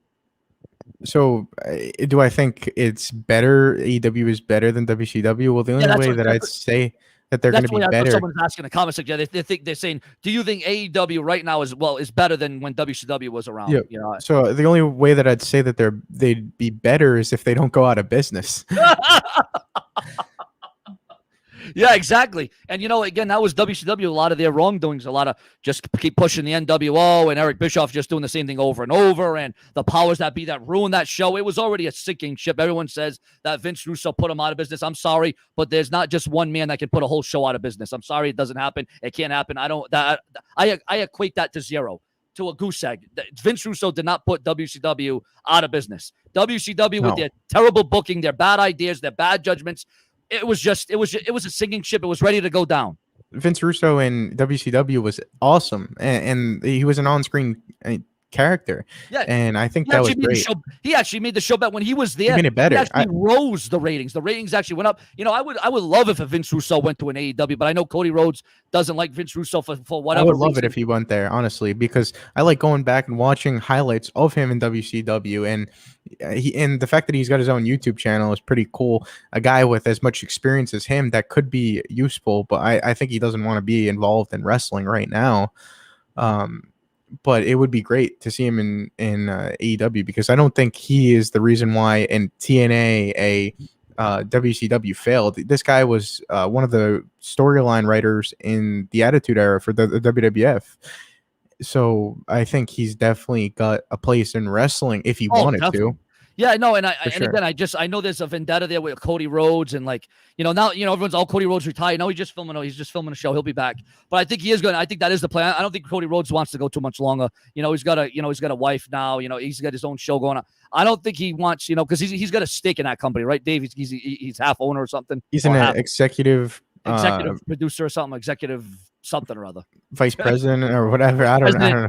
What is this? What is this? John Laurinaitis, the vice president of talent relations. Him, Chris Jericho, the Young Bucks, they're all. Bro, what do you think now? See, a lot of people have a problem with Jericho going against MJF for the 4th time. Bro, I think it's a story. I think it's a compelling story. I don't have a problem with Jericho coming out and saying, "All right, if I don't beat you this time, I'm retired. I'm done. I'm gone." I don't mind that they're still going with that storyline, honestly. A lot of people say, "Oh, for the umpteenth time, we're going to see it." Well, how many times do we see rematches in the WWE? It's true. I actually like it. I wasn't like, I don't like the fact that he's putting his career on the line, because look at how he got beat by MJF. He got his ass kicked, and he tapped out to his own move. He tapped out to his own move. Yeah. So he literally, looked destroyed after that match. And for Chris Jericho to step it up and say, if I don't beat you at the pay-per-view, I'm done, because he can't go anymore. And then there's a lot of speculation on whether Chris Jericho is going to retire and just be an announcer for the company. So who knows what's going to happen. Jericho's a great talker. He's great on the mic. He's a great promo guy. He is a sucky announcer. I'm sorry. He sucks as an announcer. Do you think he sucks as I don't know. His voice I don't know. Something's wrong. I mean, I think he's good on commentary, but there's better. Like I'd rather listen to a Big Show on commentary. I think he's great to add as a permanent addition. It's just not his voice. It's just there's something that just doesn't, it just doesn't illustrate to the television screen his voice. Maybe a manager or something he can be. Yeah, no, that would be a good role. Now, because I honestly think, I think you just said, and you made a good point, where Jericho he's got his butt whooped handed to him, right? I think he should have just retired after that and said, "All right, guys, I'm continuing my career as a commentator, as a manager, or training the up and comers, what have you, or maybe a general manager or something. I don't know. I just think, and Jericho, listen, that was Jericho's call to make MJF look that good, right? So Jericho can still wrestle, but he made it look like it's time to lace it up. You know what I'm saying? AEW is better than WWE by using their talent. Aleister Black Malachi Black is a prime example of that. Jericho needs to be a heel to be the announcer. I think that's not here. I think he could be a heel. I mean, when he does the announcement, sometimes he does kind of be like a heelish. I think he could be anything at that point. I don't think he really needs to go to that length. And then they'll say Jim Cornette go to AEW. Well, yeah, it would be all right. It would be, He got fired from NWA. And actually, NWA just had their pay-per-view the other night or last night. They're all women's pay-per-view. I didn't see it. I just got the results of it. But at least And I guess Ric Flair must have appeared for them because, as we all know, Ric Flair's ties to NWA goes back years and years ago before we were even born. Let's see who would say in the chat. Bernie, who's your favorite wrestler?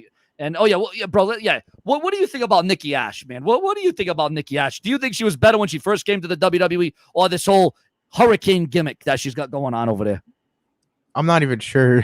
Is she on NXT or? Oh no. You remember Nikki? When she was on Raw with the Forgotten Sons or whatever it was. You remember Nikki? I'm not sure. Remember Nikki Cross? Yeah, I'm never really. Now they call her Nikki Ash. She's a super. They now portraying her as a superhero now. Nikki Cross, yeah, I do know her from NXT. Yep, she was. They turned her into a freaking superhero gimmick now. Terrible. Who was she with? She wasn't she with the Forgotten Sons or something? It was a group. What's her name? Alexa Bliss. Yeah. Exactly. Yes. Wait, where is she now? Now she's on Raw, portraying a superhero. Really? Yeah. I mean, that was pretty decent. It was okay at best what she was doing with Alexa Bliss at the time, but to rejuvenate her character and come up with something different, I don't know. Either it's going to be a success or it's going to be a flop. Yeah, no, I know so far I would say it's been a flop. I mean, they took a character that was actually really good and had the fundamentals behind it. And, it wasn't even so much the whole Alexa Bliss thing. It was even before that, they were allowing her to be her character. But it's weird, but in a weird way, it's almost like she's enjoying the character that she is. It's almost like she fits in. I don't know how, I don't know why, but it seems like she's almost fitting in. Yeah. Was she with Eric Young on NXT? I'm not sure. I'm not even. I didn't really watch a lot of her NXT. I watched her when she came to like the main roster. Right now I'm actually seeing if Adam. You know what, bro? All right, so you didn't watch. Becky Lynch returned, right? Yeah, I know she returned. All right, now did you? I don't know, bro. And I know they rushed to return. So I don't know if she's like in shape yet. But man, she looks very thin. Did you notice how thin she looked? I really didn't. I know it's great that she returned and everything, but and she was pregnant before, right? She was pregnant, but now she's like it's almost like she looks like scary thin. Like maybe she's been working out. When she was there in 2020, she was like, she was built up, she looked good. Now she looks very thin. She looks in shape, but she looks just very thin. Her face looks chunky. I don't know. Again, I know they rushed to return. I know they did do that. So I don't know. Maybe she didn't have enough time to work out or whatnot. Yeah, I mean, that could be the case as well. Or do you think she must have had some time, I would say, to train and get ready for it. She was posting pictures on. This is what I'm kind of like conflicted about and like confused. She was posting images a few weeks ago on Instagram, working out, and she looked like she was buff and like in shape and cut up and all that. Then she comes into SummerSlam. And I'm like she had to have the jacket on to cover up. Like her arms looked like very skinny and her face. I noticed something, and I'm gonna ask the chat viewers. Did you notice that Becky Lynch looked a little bit underweight, viewers? Or again, I'm not saying she was out of. She wasn't fat, obviously, but she just wasn't in the shape that she was in before she left. So chat room, I don't know if you want to help me out with this. Do you think Becky Lynch looked a little bit different, a little bit skinnier, a little bit thinner, than we remember? So we're just going to see what we get here in the chat room. We got 60 people. Well, Sean, as far as women's wrestling, I think there's a bunch of women's wrestlers outside of WWE that they should have never let go. As far as Chelsea Green, Zack Ryder, Matt Cardona's girlfriend, she is an impressive wrestler. Is that Chelsea Green? Is that who? Yeah. And the fact that WWE let her go is not a good move. I know Tessa Blanchard. She is not signed, I don't believe, at the moment. Now, wasn't she the Impact World Champion? What the hell happened to that? They just released her? Yeah, but she said some comments that were insensitive, apparently, according to Impact Wrestling. So they let her go, and then WWE was going to sign her, and they just never debuted her. So I don't think she signed at all. I think Impact Wrestling, from what I remember, this was going back almost a year ago now. Yeah. I think there was a problem between Tessa because she didn't want to compete with the COVID and all this crap. So I think they just said, all right, we're going to take the title off of you. And then did you see where they retired? Christian Cage retired the TNA World title and they brought back a new title? Yeah, Vince Russo is the one who came up with the TNA name, and the fact I always liked TNA wrestling, and when they went head to head with WWE, it was cool. It wasn't as good as what AEW is doing right now, but they signed a lot of big names: Rob Van Dam, they had AJ Styles, Ric Flair, Hulk Hogan. So many good wrestlers at the time that they were. I was watching at the time TNA over WWE. And the Back in fact what, that like 2000, like back in 2000, like 10, 11. 10, 11. Yep. And the fact that they are oh, what was it? So I Hold don't on, Dave. know. I'm gonna cut you right there. Hold on, we're gonna do a little commercial. Hold on. Subscribe, click the bell, and turn on all notifications. The one-stop destination for all WWE and AEW. Sean's View Entertainment. Subscribe, click the bell, and turn on all notifications. The one-stop destination for all WWE and AEW. Sean's View Entertainment. So the belt. Yeah, there you go, Dave. Yep. Okay, so the belt, them getting rid of that. I mean, it makes sense because of the fact that there is no longer TNA. It's Impact Wrestling. Yeah. Yeah. Exactly. So they're gonna have a belt remembering their old name. It kind of just makes you want them to bring back TNA wrestling, total nonstop action wrestling, which used to be great on Spike. That was great. I remember Christian was there, Christian Cage, The Dudley Boys. You had back. I was watching I did watch Impact TNA at the time on Spike. I remember Christian's last appearance for TNA before he left to go to ECW at the time, and they had Kevin Nash. So it's kind of messed up the fact that Impact Wrestling, it did away with the history of TNA because it was so great, and they have a bunch of fans, and I think that name is better than Impact Wrestling.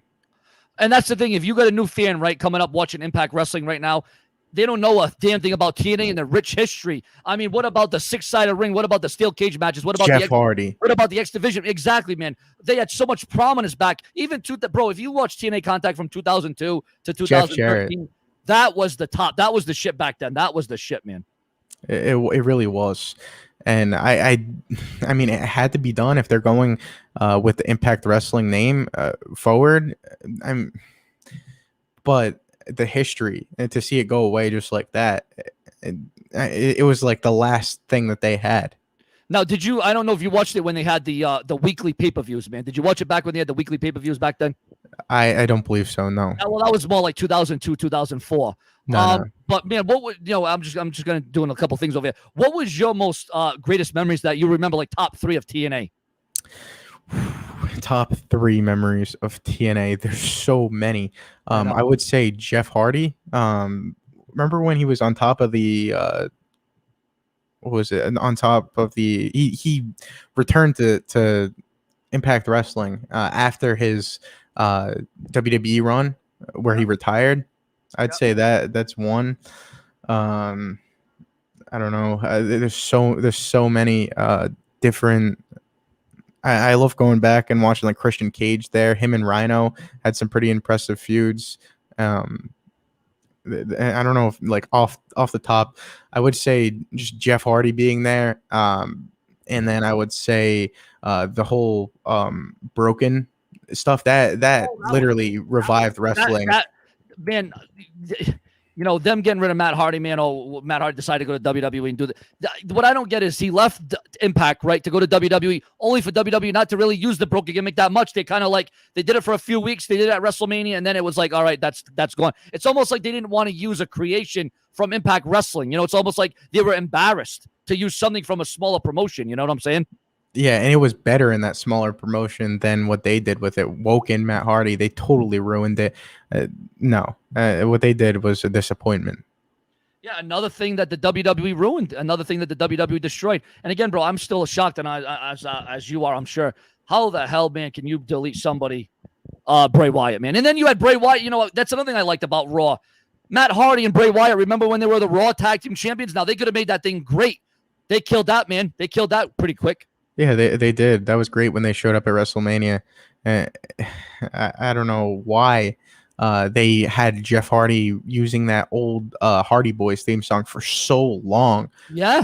When they came out together as singles competitors, like, remember back in the day, if you're a tag team and you're coming out like with your tag team partner, you could have your own theme song. Like Jeff Hardy could have came out to No More Words with Matt Hardy by his side when competing as a singles wrestler.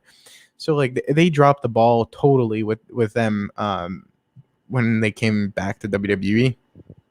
Yeah, no, I can't believe how the WWE could, like I said, mistake and lose that kind of storyline, that the kind of angles. And I don't know who the hell was writing the storylines at that time, but I hope they're still not there right now, because obviously they didn't have their finger on the pulse. That's the thing about the WWE, is they don't have their finger on the pulse. AEW is pretty much outmaneuvering the WWE at this point. Like I said, man, the number one thing they need for them is the ratings.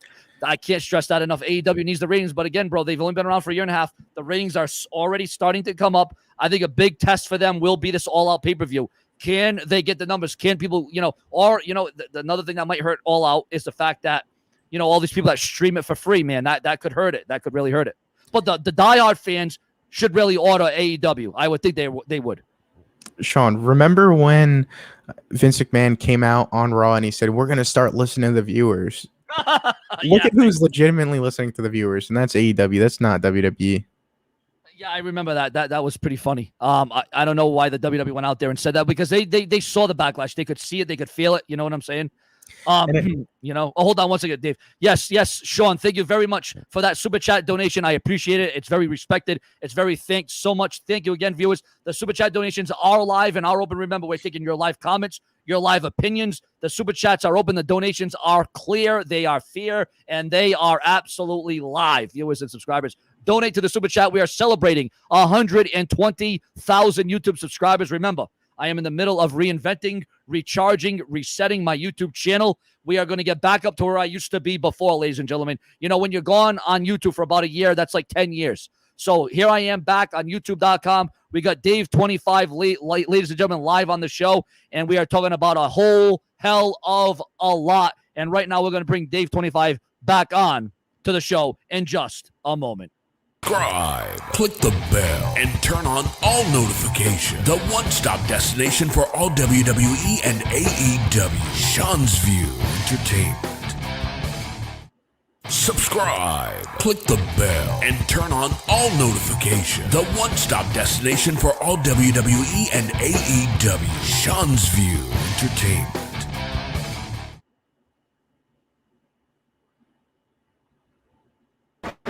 You are watching Sean's View Entertainment. Entertainment at its best. Subscribe and smash that bell so you never ever miss an upload from Sean's View Entertainment. And we got Dave25 back here on Sean's View Entertainment.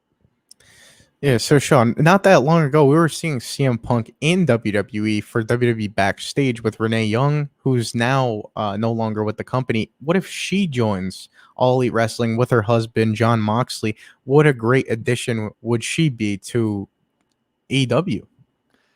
Well, again, that's the thing where, I understand they're together, Moxley and her, but I just think she would be a better addition just because Impact Wrestling needs it. They would serve better by having her on Impact Wrestling. I know Moxley probably doesn't want that, and she doesn't want that probably because, they want to be together. But I just think that Impact Wrestling could benefit so much from a Renee Young, from a Braun Strowman, from a Daniel Bryan. I really do think, because if I'm, history serves me correctly, I don't know if we've honestly ever saw Bryan Danielson on Impact Wrestling. I know CM Punk was there for a cup of tea, but I don't think Bryan Danielson was ever in TNA. If I don't know, the chat room, you can correct me. I've been wrong before. I might have been watching since I was in diapers, but I do get something wrong. Has Daniel Bryan, guys in the chat room, guys, girls, what have you, has Daniel Bryan ever been in TNA? And do you guys think, let's go to the chat right now. We're interactive, we're social. Do you think Daniel Bryan, or should Renee Young, as we're talking about, should Daniel Bryan go to Impact Wrestling, or should he go to AEW? Well, he's signed with AEW, but I think there's a working relationship there with Impact Wrestling, so he'll be there. Yeah, he could definitely show up there if they work out an agreement for him to go to Impact Wrestling. So it's a possibility that he could go there 100%. Yeah, now we got people talking about, we also got talking, hold on one second. We got a couple of idiots in the room. Hold on one second here. We also got let's see. We got Ben Richardson. Yeah, I'm going to order AEW All Out, the first pay-per-view I will order since ECW Anarchy Rules 2000. Wow, that goes to show you where he thinks the wrestling world is in now. That's crazy. Sean Entertainment, can you please post the stream? Yeah. Oh boy, here we go. We got the Bullfrog. The Bullfrog is in the room. I would like to see Sasha Banks in AEW. Man, that's another thing. I don't know if you heard it. Sasha Banks was supposed to go against Bianca Belair, bro. Well, we didn't see that, man. Sasha Banks, nowhere to be found, nowhere to be seen. We don't know. She wants to be in AEW for sure. Probably. But then we also got that girl that's already in AEW that looks just like Sasha Banks. She acts like her. She does the moves like her. Who's that black girl that's in there now? She looks just like she doesn't look like her, but she's kind of acting like her. She's got the move set. She's got the whole. I don't know her name. If you said her name, I could look at AEW's roster and I'd be able to tell you. But I know who you're talking about. Yeah, well, I don't know, bro. If you watched the other night, man, she did a major botch when she did that backflip and she completely missed. That was a terrible botch. But WWE's done many botches. But it was the one thing I must say about Big the Swole. Yeah, the only thing I must say about the WWE's women's division, right, is that if you watch AEW's women's matches, they're good, but they do a lot of botches, man. I don't know if you noticed it, man. It's very messy. Or is it Red Velvet?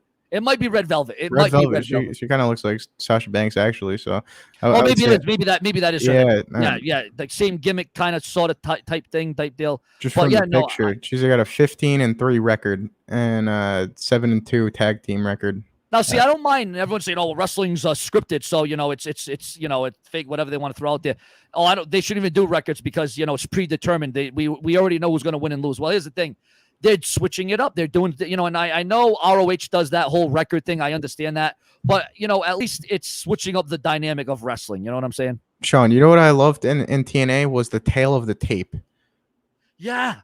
The tail of the tape. Yeah. That was great. And WWE doesn't do that. If AEW was to do that for main events, a Kenny Omega versus a Christian Cage in the main event of a show, tail of the tape, that was great. I would use that because that makes it seem more legitimate. Like when you put their weight, their, how their height and their accomplishments, it adds to the show to create that big fight feel. Yeah, no, it definitely does. And the tail of tape. I mean, they do that in boxing, right? They do that in UFC, right? And what's more legitimate than UFC right now? Nothing, because that's the most realistic thing on television as it concerns contact sports besides football and stuff. But no, when it comes to fighting, that's where wrestling needs to go. I know they're not going to be real like UFC. I get that. But they need to somehow switch it up. And I know Raw tried to do the Raw Underground, and that kind of fizzled out. And that was so stupid. I knew that was going to fail right from the beginning. I was not invested in that at all. No, someone in the chat just brought up me, and I'm sure you remember this, my man.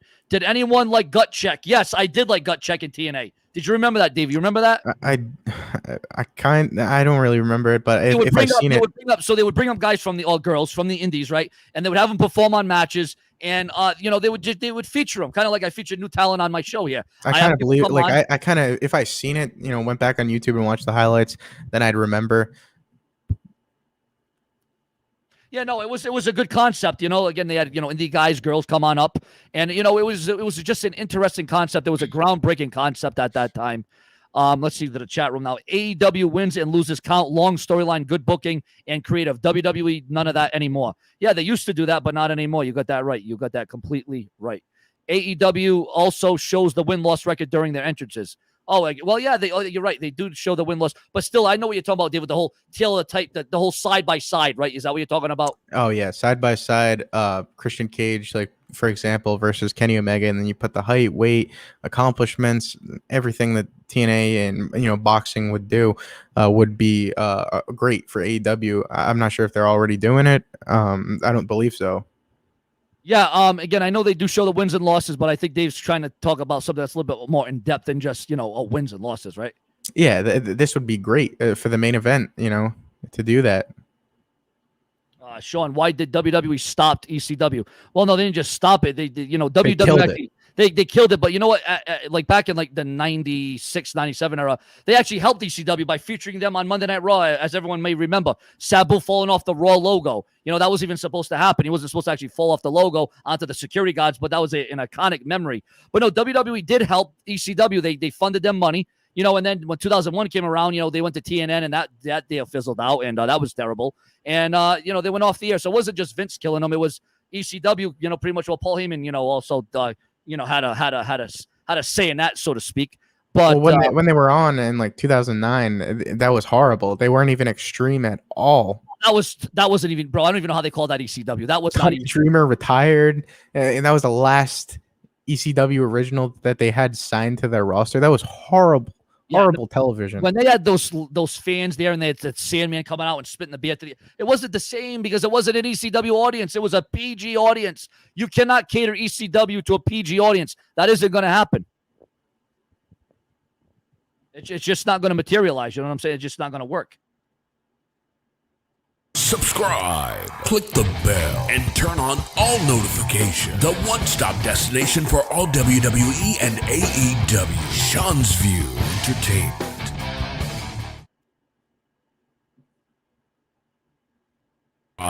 Click the bell and turn on all notifications. The one-stop destination for all WWE and AEW. Sean's View Entertainment. And we are back with Dave 25 live on Sean's View Entertainment. We are here to celebrate 120,000 subscribers, well over 80 million video views. Ladies and gentlemen, me and Dave 25 thank each and every one of you that has come onto the show. We are just getting this thing started. We got Dave 25 gladly joining into the show. We're talking about AEW. We're talking about TNA. We're talking about WWE. Hell, we're talking about everything. We're going through the history of wrestling tonight. And what better way than to talk about wrestling on a wrestling channel? Well, wouldn't you know? A wrestling channel talking about wrestling. Well, that's a hell of a thing because that's what we're doing. The damn thing here on Sean's View Entertainment. We got Dave 25 in the room. And, you know, anytime we have Dave 25 in the room, it's always makes for an excellent show. It always makes for excellent content. You know, I went to this guy's house a couple of years ago. We did a video. Me and him, we're gonna hook up again. We're going to do another live video. And we're going to get this thing off the ground. As a matter of fact, Dave 25, as good as this microphone is, bro, I think it's time for a new one for Sean's View Entertainment. Oh, yeah, we could definitely hook it up. I mean, you see the microphones. I got this one right here. This is a $400 microphone. Yeah, bro. Well, I'm thinking, I'm even, you know what, bro? Because I'm actually getting tired of holding the mic. I'm going to be honest with you. I want one of those mics, and I don't even know what it's called, bro. I want one of those mics that hook up to your shirt, bro. Lavender mic. Yeah, bro. You and me gonna have to do a little shopping, bro. When you come here, we're gonna have to do a little shopping. I gotta get into I can't stand holding this thing anymore, bro. It's my hands. I mean, you can get like a stand. Like, I mean, I got this right here. Let's see. Like this, hold it up. You know, that could be used as a you know, microphone stand. This way, it's up in front of you. I just think with me, you know, regenerating this channel again, I just need a new. Like I said, the microphone, you can hear me good, it sounds good, but I just think I need something a little bit better. Yeah, but if for you to get a mic like that, that's not like the one that you're using is so much better. A mic like that. Better? Oh yeah, it's an XLR mic. That would be more like if you're like doing something at an event, like recording on scene at like an AEW, interacting with fans, like is something you'd plug into your phone or something like that to record something. But this is an XLR mic. If you want to look at mics like that to improve, we can do that for sure. Yeah. I mean, I could even give you that stand. I'm not even using that. So if you were to need a stand, I could give you that, and you can put your so what you're suggesting? So you're suggesting the one on the shirt? I should get that. I should get something else. Is that what you're suggesting? A shirt? The mic on your shirt. Oh yeah. I was gonna Triple H shirt. I'm like that's really nice. Yeah, I wouldn't recommend that for your shows. Oh, all right. So you recommend like what, a headset or one you got in front of your face? Or like what do you? Yeah, I mean this would be great. If you wanted to just have something on your you know, like this. I would say this is a great. I had recommended this to you originally, but we never ended up ordering one because you know how when you put your mic to the iMac, like I have a mic at iMac too. If you were to use this, it would just go right through your headset, so you'd hear everybody, and it would all be through your headset. So I would definitely recommend this. Now I have to buy that online, or is that in person? I can send you the link at $200.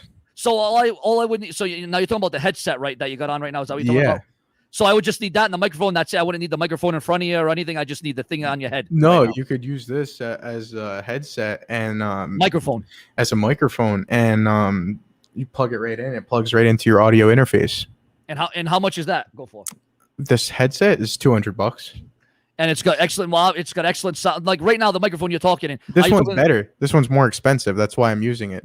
I'm using this to hear you, and as headphones, because this mic. I mean, I use it occasionally, but this one's $400. I mean, this one is expensive too.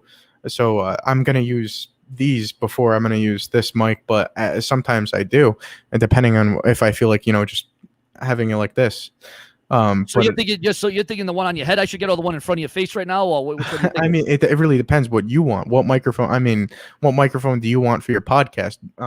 People use the Shure SM7B, the RE20, this Audio Technica mic, the Shure SM.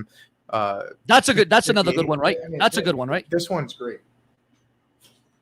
This one's $100, and it's just like yours.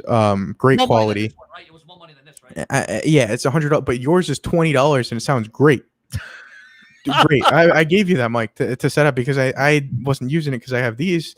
I'm like, here. I mean, it's as you can see, guys, we got a big budget here on Sean's View, $25 microphone, but I'm sounding good though. But you're sounding great. They actually use that on real radio. That's what they use. I was watching a radio station talking about sports on YouTube, a clip of it, and they all were using the mic that you are using because it does the job. It's just like this. Yeah. Literally, I mean, $100 mic. It's literally you can get the same this thing. Microphone isn't the same brand as that microphone, though. No, that's Behringer, which is the same as your audio interface. It's great, and they literally say online like that. That's the next thing you can get for this, but cheaper. The only thing is this thing can be ran over and you can still use it. Literally, that's the only difference. like this thing you can run over with your car, plug it back in, and nothing happen. You could throw it off the Empire State Building and wouldn't make a damn. Yeah, but that mic you're using, I mean, you can hear when you listen back to your videos, it sounds great because XLR is the best audio, real radio, like Howard Stern, something you're going to listen to in your car, not an open mic, Yeti, a Snowball, what these people use on here, which is not what you want to get if you want real professional. I mean, maybe for gamers, maybe someone that does games, that wouldn't be too bad, but something like this is probably more. This is what you want if you want to have the legitimacy of a real talk radio show. So yeah, no, well, bro, we're gonna hook up. We'll definitely see. We'll see what we can do. Whether online or semi. The bro, you see the private chat in this thing, right? I don't know if you have a private. So do you not like the having that thing in front? Like, would you want to go? No, I mean, I don't mind it. I actually like sometimes I don't mind holding it. I know you can get like a stand. Because I'll literally I'll give you that stand. I'm not using it at all, and it could be propped up right in front of you. Yeah, I mean, if that could, I mean, as long as the sound clarity would still be the same, I just have to put it like right here.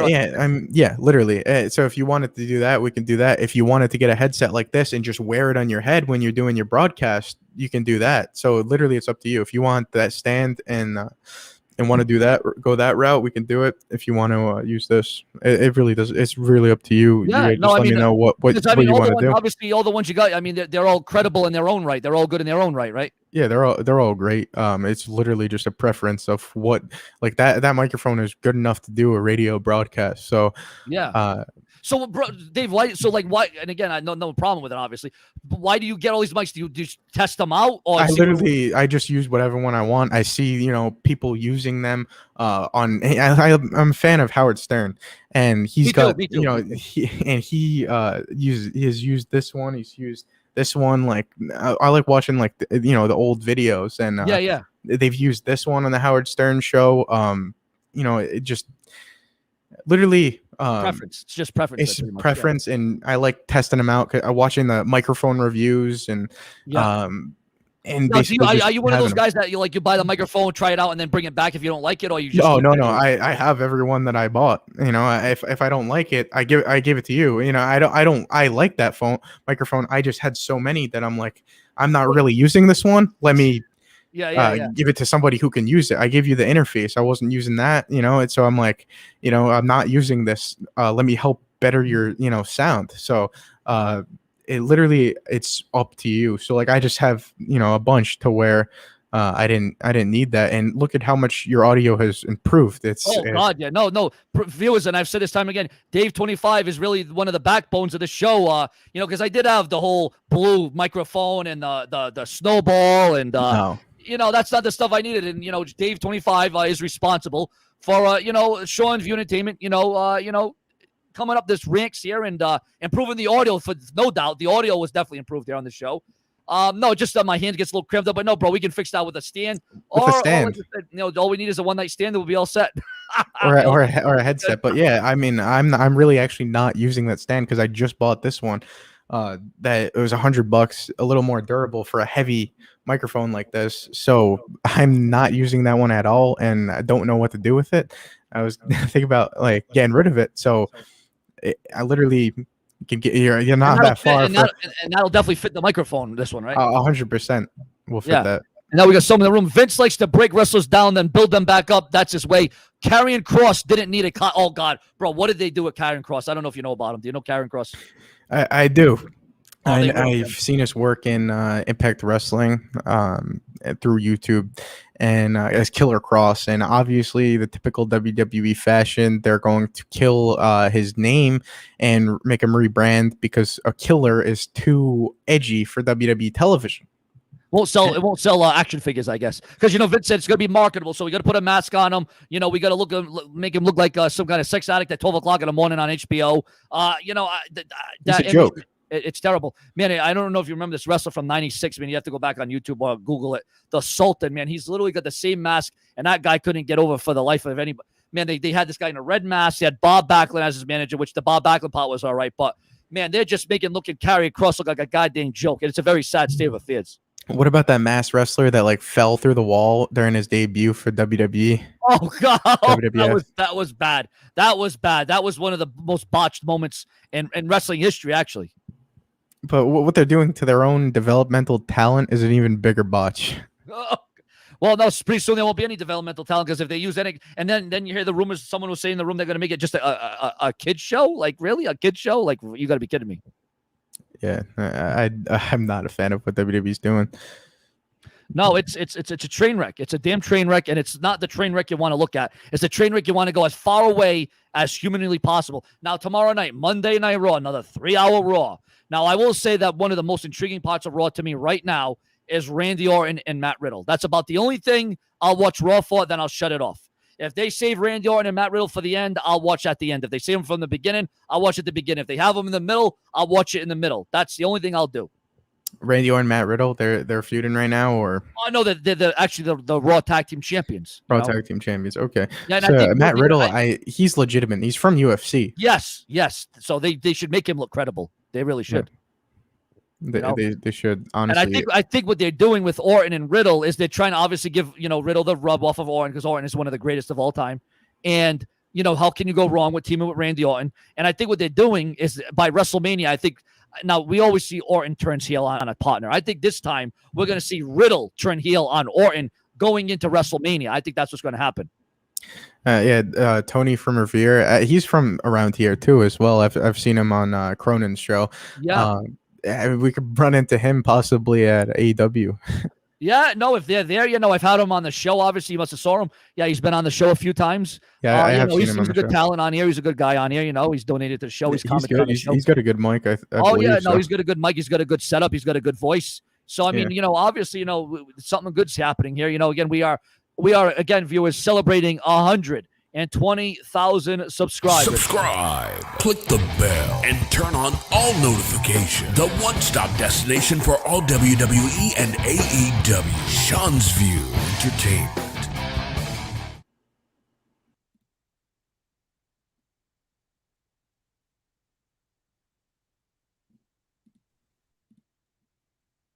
What's going on? What's going on, everyone? Where's Sean? Congratulations, Sean, on the accomplishment of breaking a record on YouTube of all your videos. Congratulations to Sean, everyone. Crazy. One of the originators of this channel. That is just crazy. More videos than BC and JD and Joe Cronin, man. One of the first guys to do it.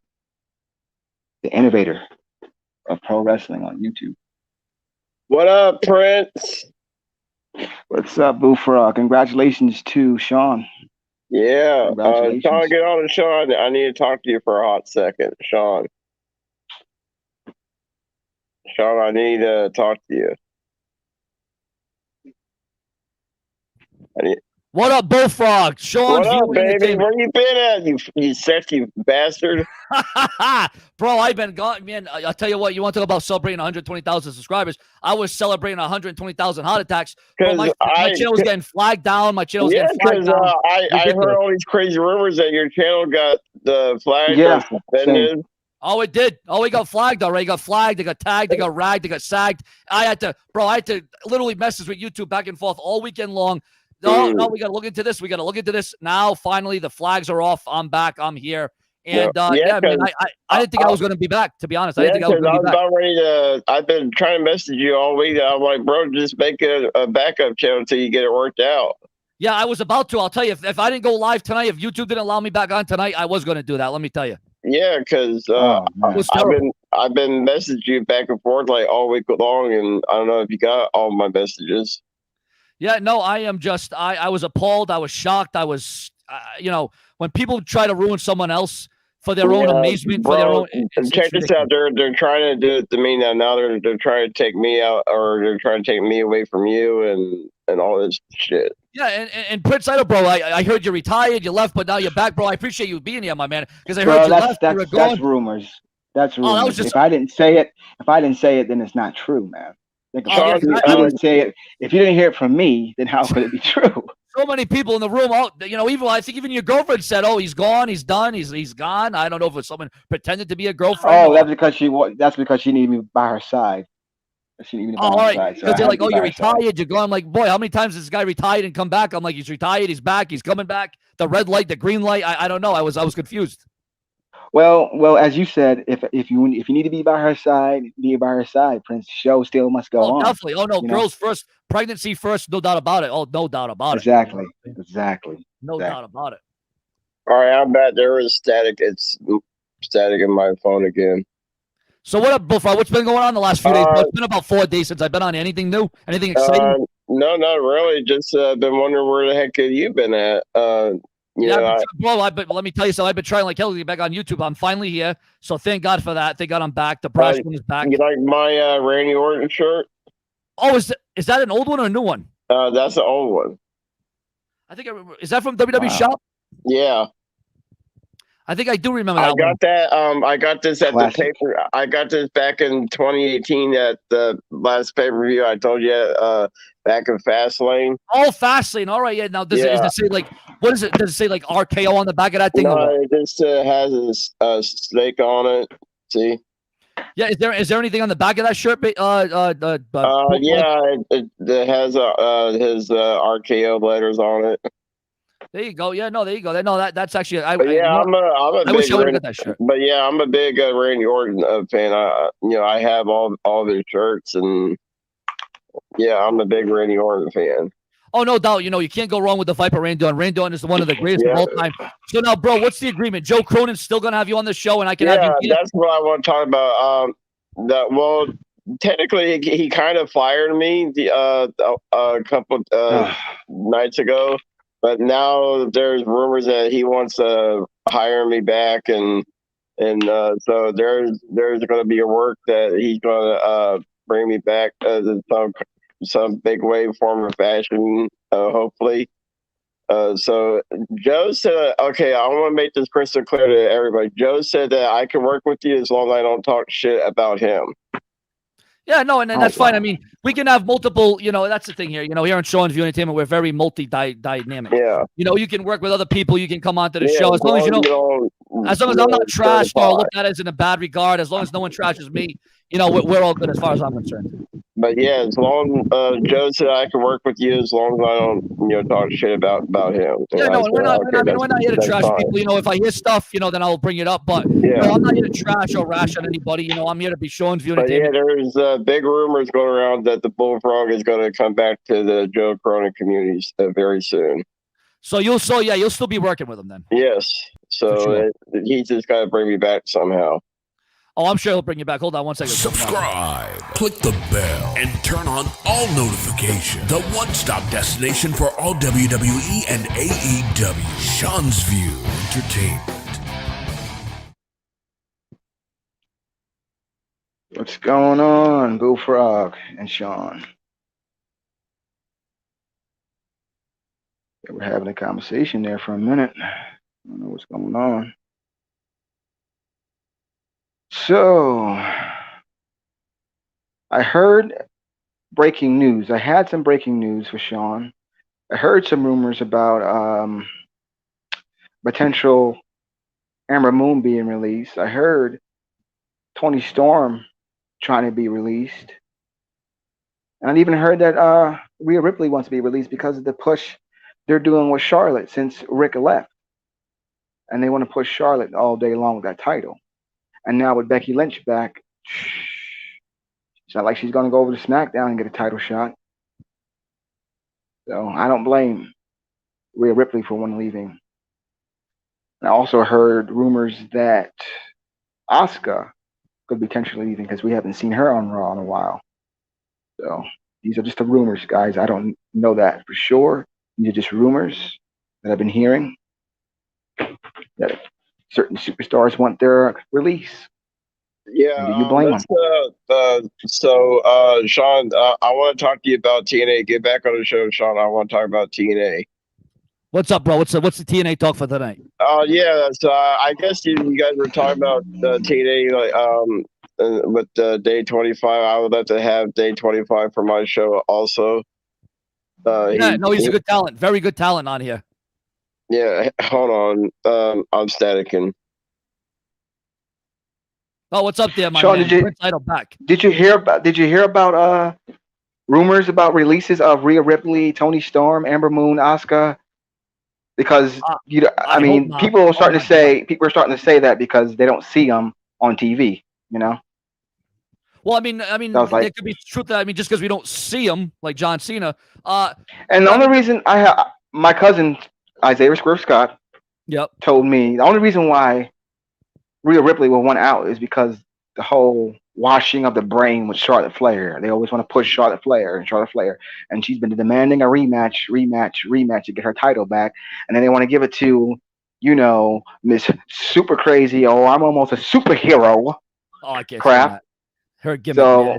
Bro, I gotta tell you right now, I can't stand it. Bro, tonight, man, you are looking like a 2001 version of Booker T tonight, man. 2001 version of Booker T, man. Tonight. I've been hanging out with who. That's why. I'm hanging out with my cousin. He got me looking like him now, man. I'm part of the game. Oh, we got looking like Isaiah Scott, man. Looking like Isaiah, don't I? It's all about the shine. Yeah, I'm back. But yeah, so TNA talk. So yeah, bro, I quit watching WWE back in when TNA started to come around. Yeah. Tell me you just did not say that. Tell me you did not say Oh my God, I look like just like Booker T, my man. Oh my God, holy crap. But yeah, so wow. Like I started watching TNA back in 2008 or 9 when they were on Spike TV, and I liked it when they had the Immortal group with the Hulk Hogan and Eric Bischoff. Yeah, yes, and Jeff Hardy when he turned heel. Remember that? Now, did you like Jeff Hardy heel when he turned heel at TNA? I thought it was all right. I thought it was Another me will like you will never see. His theme song. Yeah, that was the song. Another me. I thought that was a good song. The only thing that was a train wreck for Jeff Hardy, my man, was when he went against Sting when he was all drugged up. Man, that was terrible. Because back then he was all drugged up back then. Now, Sean, I tell you, Jeff Hardy had his struggles back when I was there too. Because you see, I was a five-time Booker T champion. I was a 5-time WCW champion, 5-time WWE champion, 5-time TNA champion. Ain't nobody can do it like the Booker. But my favorite storylines back then. I liked it when Samoa Joe was facing Kurt Angle. When Angle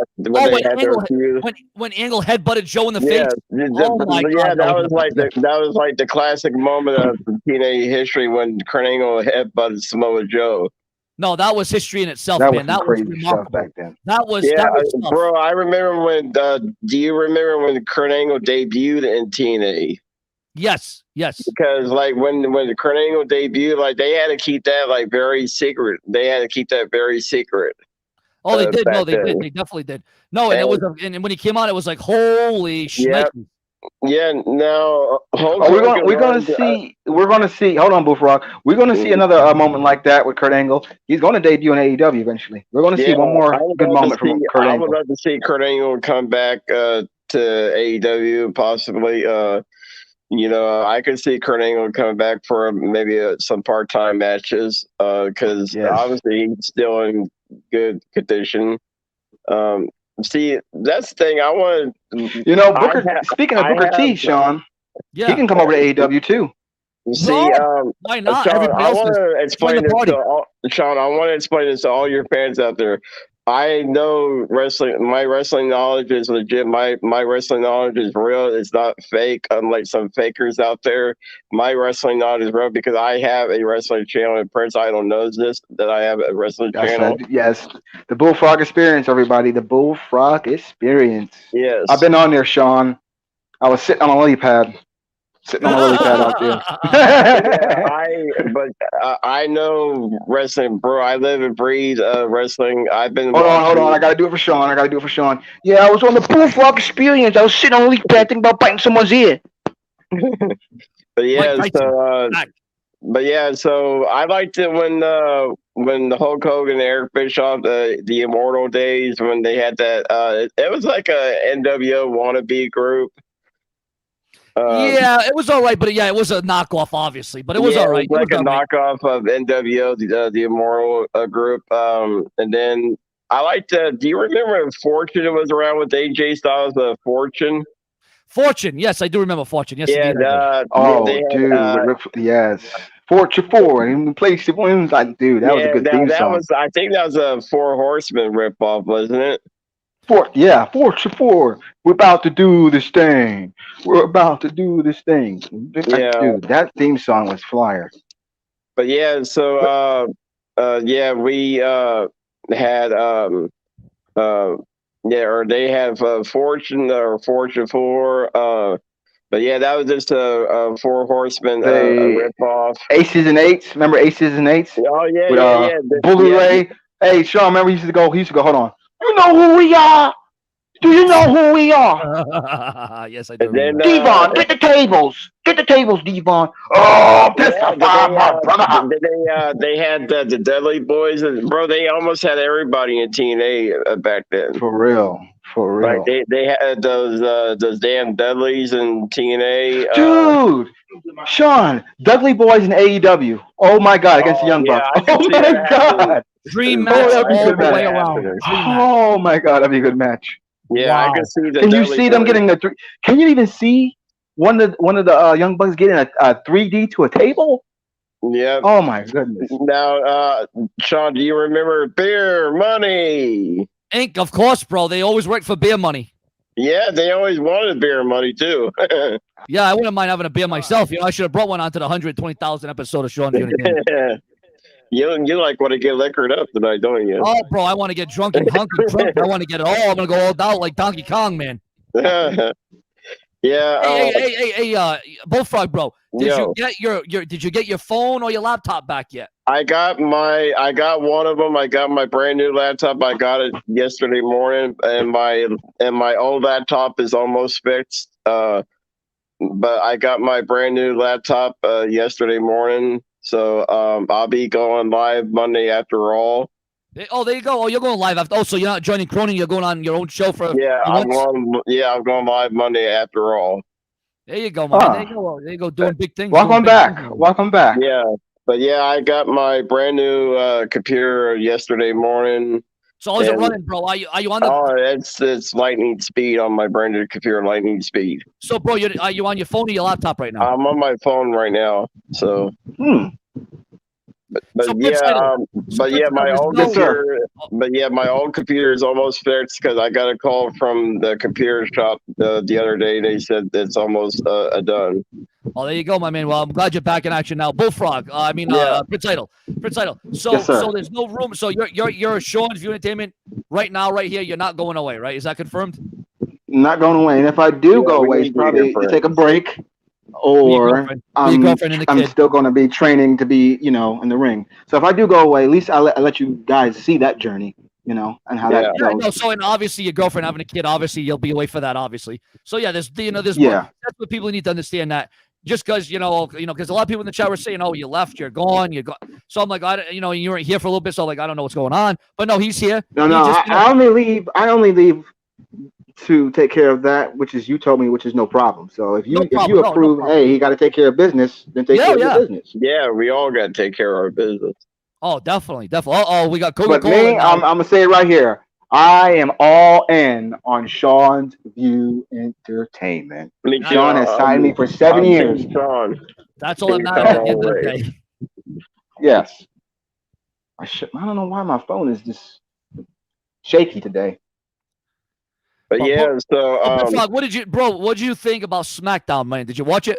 yeah, I missed the first hour because I was busy, so I watched the second hour. So I had to go back and watch the first hour. But yeah, I watched the second hour, so I thought SmackDown was okay. I mean, I would have to go back and watch the full show so I could judge it, because I don't judge until I watch the full show. So what At least you a got it couple on? times. You got it on DVR or something? Yeah, I got it on my DVR, so I'm gonna watch it later tonight, and when I get settled in, I'm gonna go back and watch the full show. What is the name of your laptop that you got brand new now? I got a brand new HP. Oh, there you go. HP. There you go. That's awesome. Yeah, HP's one of the best computers out there for computer brands. Yeah, no, that's awesome. That is awesome. I mean, well, I'm glad you're back in action, man. So, when was the last time you were on the show? Were you on Joe Cronin's show the other night? I was on his show. What was it? I was on his show, I think, what was it? Thursday night, and he fired me live on air.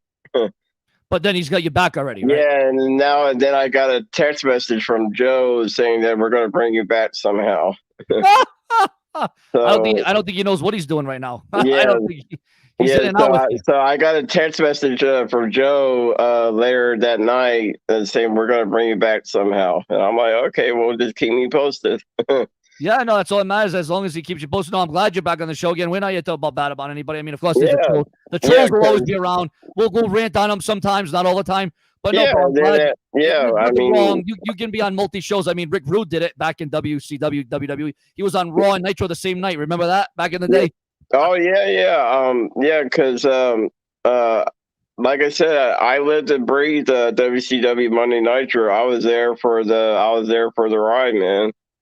Yeah, no, that's what it's all about, man. And, I'm glad you're back here. I'm glad you're on the show. I'm glad I'm back because, honestly, I thought my show was going to go down. You know what, bro? Maybe that would be a good idea. Maybe I should make up a backup account. Maybe I should do that. Yeah, because I was leaving you voicemails and messages saying that, you should make up a backup account just in case. Yeah, exactly. No, and for instances like that. And right now we got back on the show, Prince Idol. Hold on, Sean. Hold on. All right. I can hear you.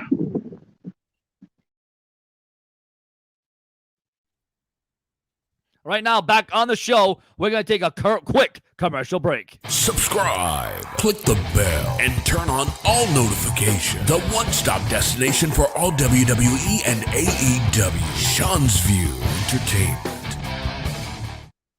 Subscribe, click the bell, and turn on all notifications. The one-stop destination for all WWE and AEW. Sean's View Entertainment. All right, we are back, ladies and gentlemen. I am one of the co-hosts for Sean's View Entertainment. Oh shit! What's up, guys? What's going on? How you doing, my man? Hold on, give me a minute. Hold on. What up, SC? Oh man, pleasure to be here. How you guys doing? We're doing good. How you doing, SC? I'm good, dude. Is Sean there? Yeah, Sean, you there? All right, real quick, Bullfrog, you and me, bro. First, greetings. Are you using your laptop? No, I'm on my phone right now. Ah, okay. So now, after a week that has passed with the great CM Punk, what do you think now after seeing him this past Wednesday? Uh, Do you feel like it died down on you, that whole build-up that you've been wanting to yeah, see I for the mean, longest? that's actually a good question because CM Punk, he's obviously in label status as an icon now. He's like the new, he's like the new Hulk Hogan now. Do you see him the new Hulk Hogan? Really? Yeah, because bro, you didn't hear his chants when bro the roof almost came off the place of AEW. Gabriella Valentine, how you doing? I remember you from another wrestling show. How you doing? But yeah, Um, when CM Punk, I'm glad they didn't overhype him too much. I'm glad they kept it a secret. And but yeah, I mean, when CM Punk debuted, I thought it was awesome. And you know, I felt like that he never left. Well, I don't mean to be rude, but my Yeah, question was, after a week now that he's back, how do you right. feel now? Do you still Oh, feel I that mean, emotion? yeah. You mean like after soaking it all in, or something like that? Correct, correct. So, or yeah, I guess soaking it all in. It's great entertainment value. Great for the wrestling community. After soaking it all in, now he's going to go up against Darby Allin. We're going to see how that plays out. So he's going to be having his first match at the All Out pay-per-view. So, but yeah, so after soaking it all in after a week, it's been, I even went back and watched his thing. I've been sucking it all up for CM Punk. Of course. Now, do you think that they need to bring in Daniel Bryan to make it any better of what's going on? Yeah, there's rumors going around that Daniel Bryan might debut at the pay-per-view for All Out. Yeah, Hey, Bullfrog, but don't yo. you think, Bullfrog, that as momentous as CM Punk's debut was on Friday night a couple weeks ago, don't you think that his promo died down a little bit on Dynamite? Don't you think it was a little lackluster? Yeah, the second time? yeah. I thought I agree with you on that level because I thought his promo was kind of weak. I thought he should have delivered a better promo. And the only thing I kind of liked was towards the end when he gave a shout out to his wife, or his beautiful wife, AJ Lee. So I thought that was nice of him to, because I thought they were like, I thought they were split up or something. I'm glad that they're still together because I heard rumors that they were split up or something. But Yeah. I'm glad that they're still together. So, but yeah, I mean, I thought his promo was kind of weak on Dynamite. Maybe that's how they wanted him to be for Dynamite, since he blew off the roof on Rampage, and they probably didn't want to oversell it for Dynamite. Well, it was, and it was like, how can you top what CM Punk already did on Friday night? How are you going to top that on Tuesday night? The hype is already dying down, but hopefully they can regenerate that again. Well, Sean, this is a quick question for you, brother. How you doing, man? I'm doing good. How about you, my man? Quick, good. Do you think that obviously they're going to bring back Daniel Bryan? Yeah. Do you think that it should be done instantly, like Daniel Bryan versus Punk, or they should marinate to a year? Build it up. No, you can't, because again, you can't have too many cooks in one kitchen. I know I keep saying this, but you can't have the roster overexposed, overused, over manipulated, over castrate. You gotta bring it up. You gotta build it up. And CM Punk already pointed to it. Daniel Bryan's coming. The people are chanting yes, yes, yes. So it's almost like the people are already like, all right, CM Punk, you're old news now. Now we want Daniel Bryan in the company now. So the fans, it's almost like they're a little bit. They want too much. I think that this is gonna come back and haunt them, because now I feel like the AEW fans, like, once Daniel Bryan comes in, now it's gonna be like, all right, who's next? What's the next surprise? What's now? Too much. It's oversaturation. I think they're doing too much too soon. Too much, and I think that's gonna be the downfall. Honestly, yes. Too much too soon. Yeah, but they actually need that right now though, because the pandemic almost killed wrestling, so I think they sort of need it. It's kind of one of those deals, Bullfrog, where you're damned if you do, you're damned if you don't. That's kind of what the predicament we're in right now. Yeah, but I think they need to hype up their company again, because, like I said, the pandemic almost killed wrestling. It did. It almost did. No, it almost got rid of it. But no, I mean, AEW still has to count the chickens before they hatch. They really have to watch out here because and they cannot make the same mistake that other companies of the past have made. Yeah, and look what happened. The pandemic almost killed the XFL, but they're going to be coming back next year, though. Well, thankfully, The Rock was the one that came by and bought that. If it went for The Rock, there would be no XFL. Yeah, because the XFL is coming back next year for 22. Mr. SVE yourself, quick question. We're going to bring up XFL. I know you're a sports fan, football fan, nevertheless, especially from New England Patriots. Yeah. XFL side, which team? Man, the thing is looking at XFL, man. I don't know because Vince McMahon was going to bring it back, right? Pandemic hit, then The Rock took it, bro. I'm not even sure. I don't even know what The Rock, because it hasn't actually been on yet. I haven't even seen the teams for the XFL, to be honest with you, because The Rock took it over. We didn't even get to see Vince McMahon. Once Vince brought that back a couple years ago, we never got to see it. It was never on our screens. There was never a test run. There was never nothing. I mean, you'd have to go all the way back to 2000. Well, weren't there a couple games? I don't recall. Well, there might have been. I mean, there might have been a couple games, but I don't know if it was like, there might have been. I'd have to actually honestly go look. They did. They play like I think 2. They went 2 or 3. Oh, you're right. They did do a few. Yes, you're right. Yeah. You're right.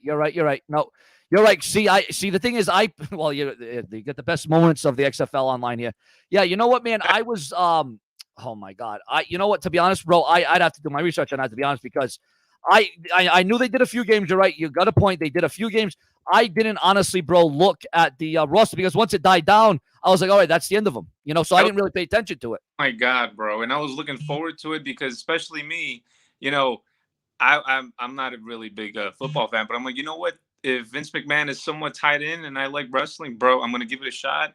I gave in for the New Jersey, New York Guardians. I liked it, but then out of nowhere, bro, COVID came in and destroyed it. And now that means it's twice the XFL failed. Now The Rock's got it. Now we've never seen it under The Rock's era, right? We've never seen it because COVID hit. So I don't honestly, bro. I'd have to go back before I give you an answer on that, man. I'd have to reevaluate and I have to go back and look at the teams because I couldn't give you a straight point answer right now because I don't know if they've added new teams, if they've changed teams. I don't know what the hell's going on with that thing. Like I said, it was dead, going and buried again. Vince McMahon brought it back. It went downhill. COVID hit, and again, everyone's saying, "Oh, yeah, the XFL failed twice." Well, no, it really failed the second time because of COVID. That's why it really failed the second time. And it's so crazy, bro, because I think the second time I had a good chance to stand. No, there was a good vibe. No, it was definitely good. It was standing on its own. It was doing good. Like I said, I didn't get into it deep because, again, COVID hit, and I was like, oh, well, there goes that. That's down the drain.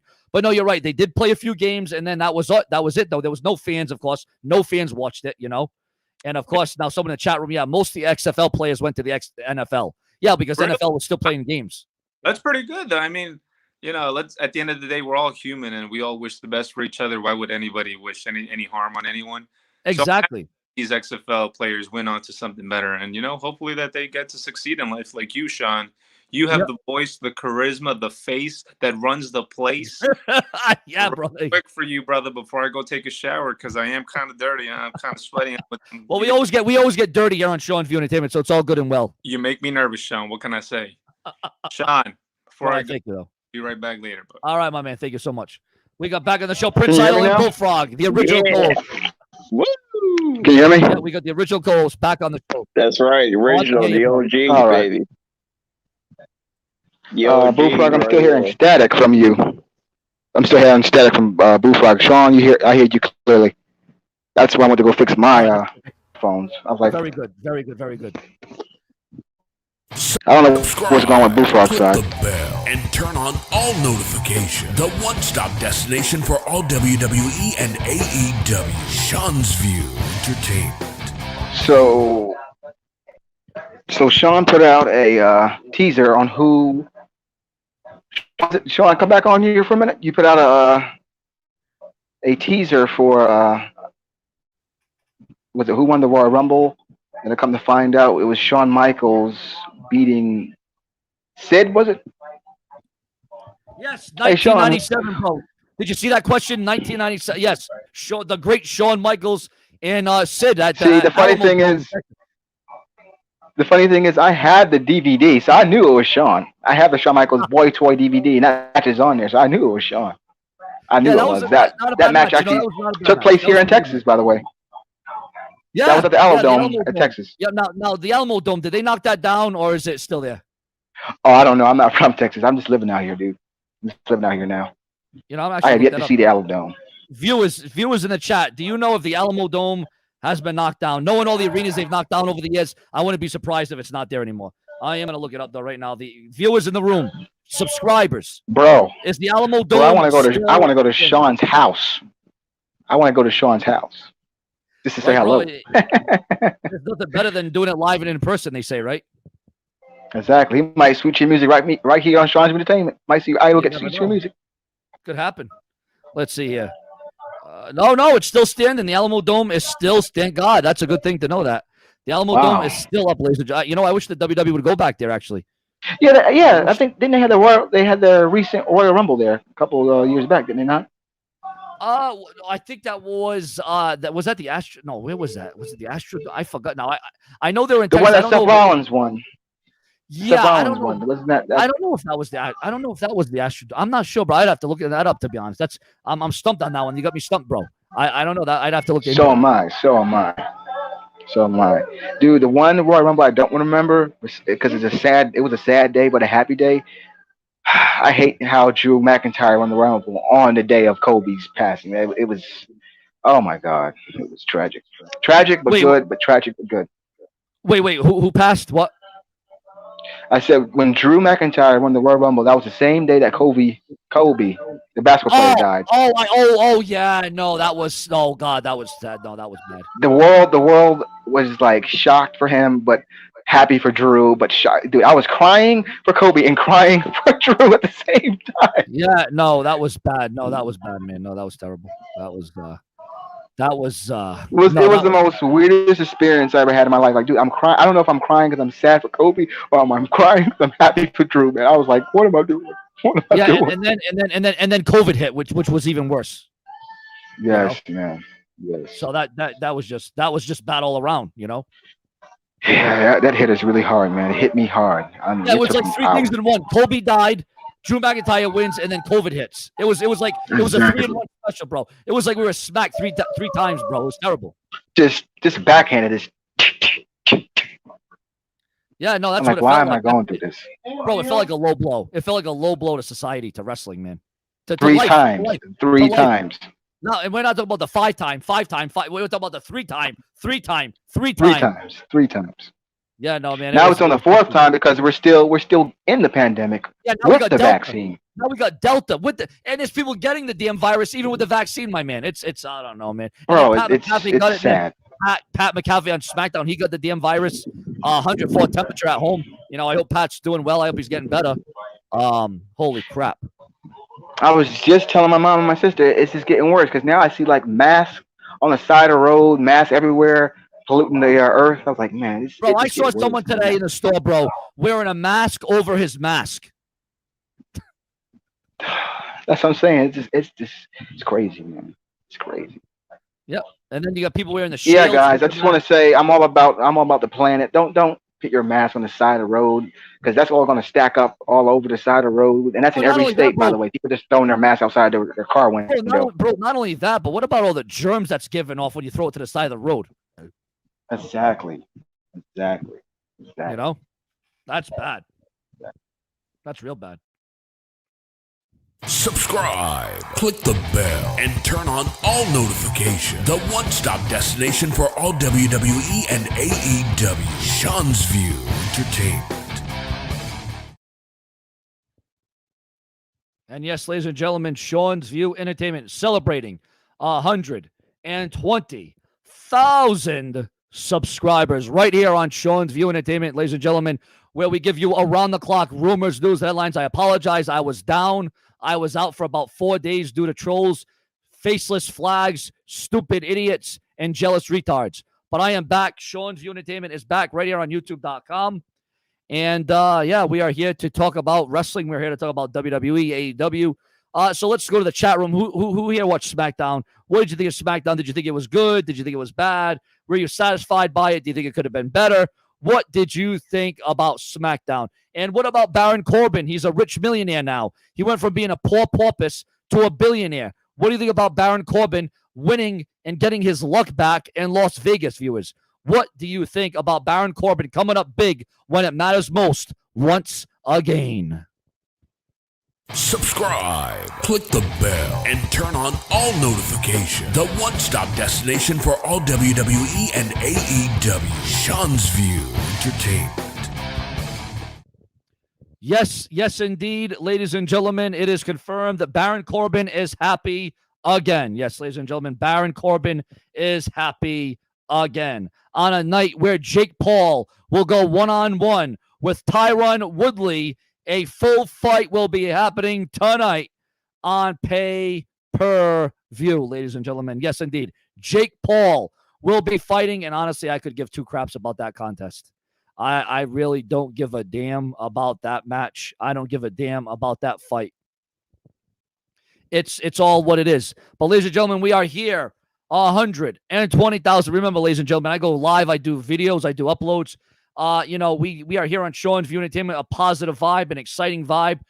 We are celebrating 120,000 YouTube subscribers right here on the Brash and the Brazen, where we raise the bar by far. Tonight on the show, we have seen Dave 25. We have seen the Bullfrog.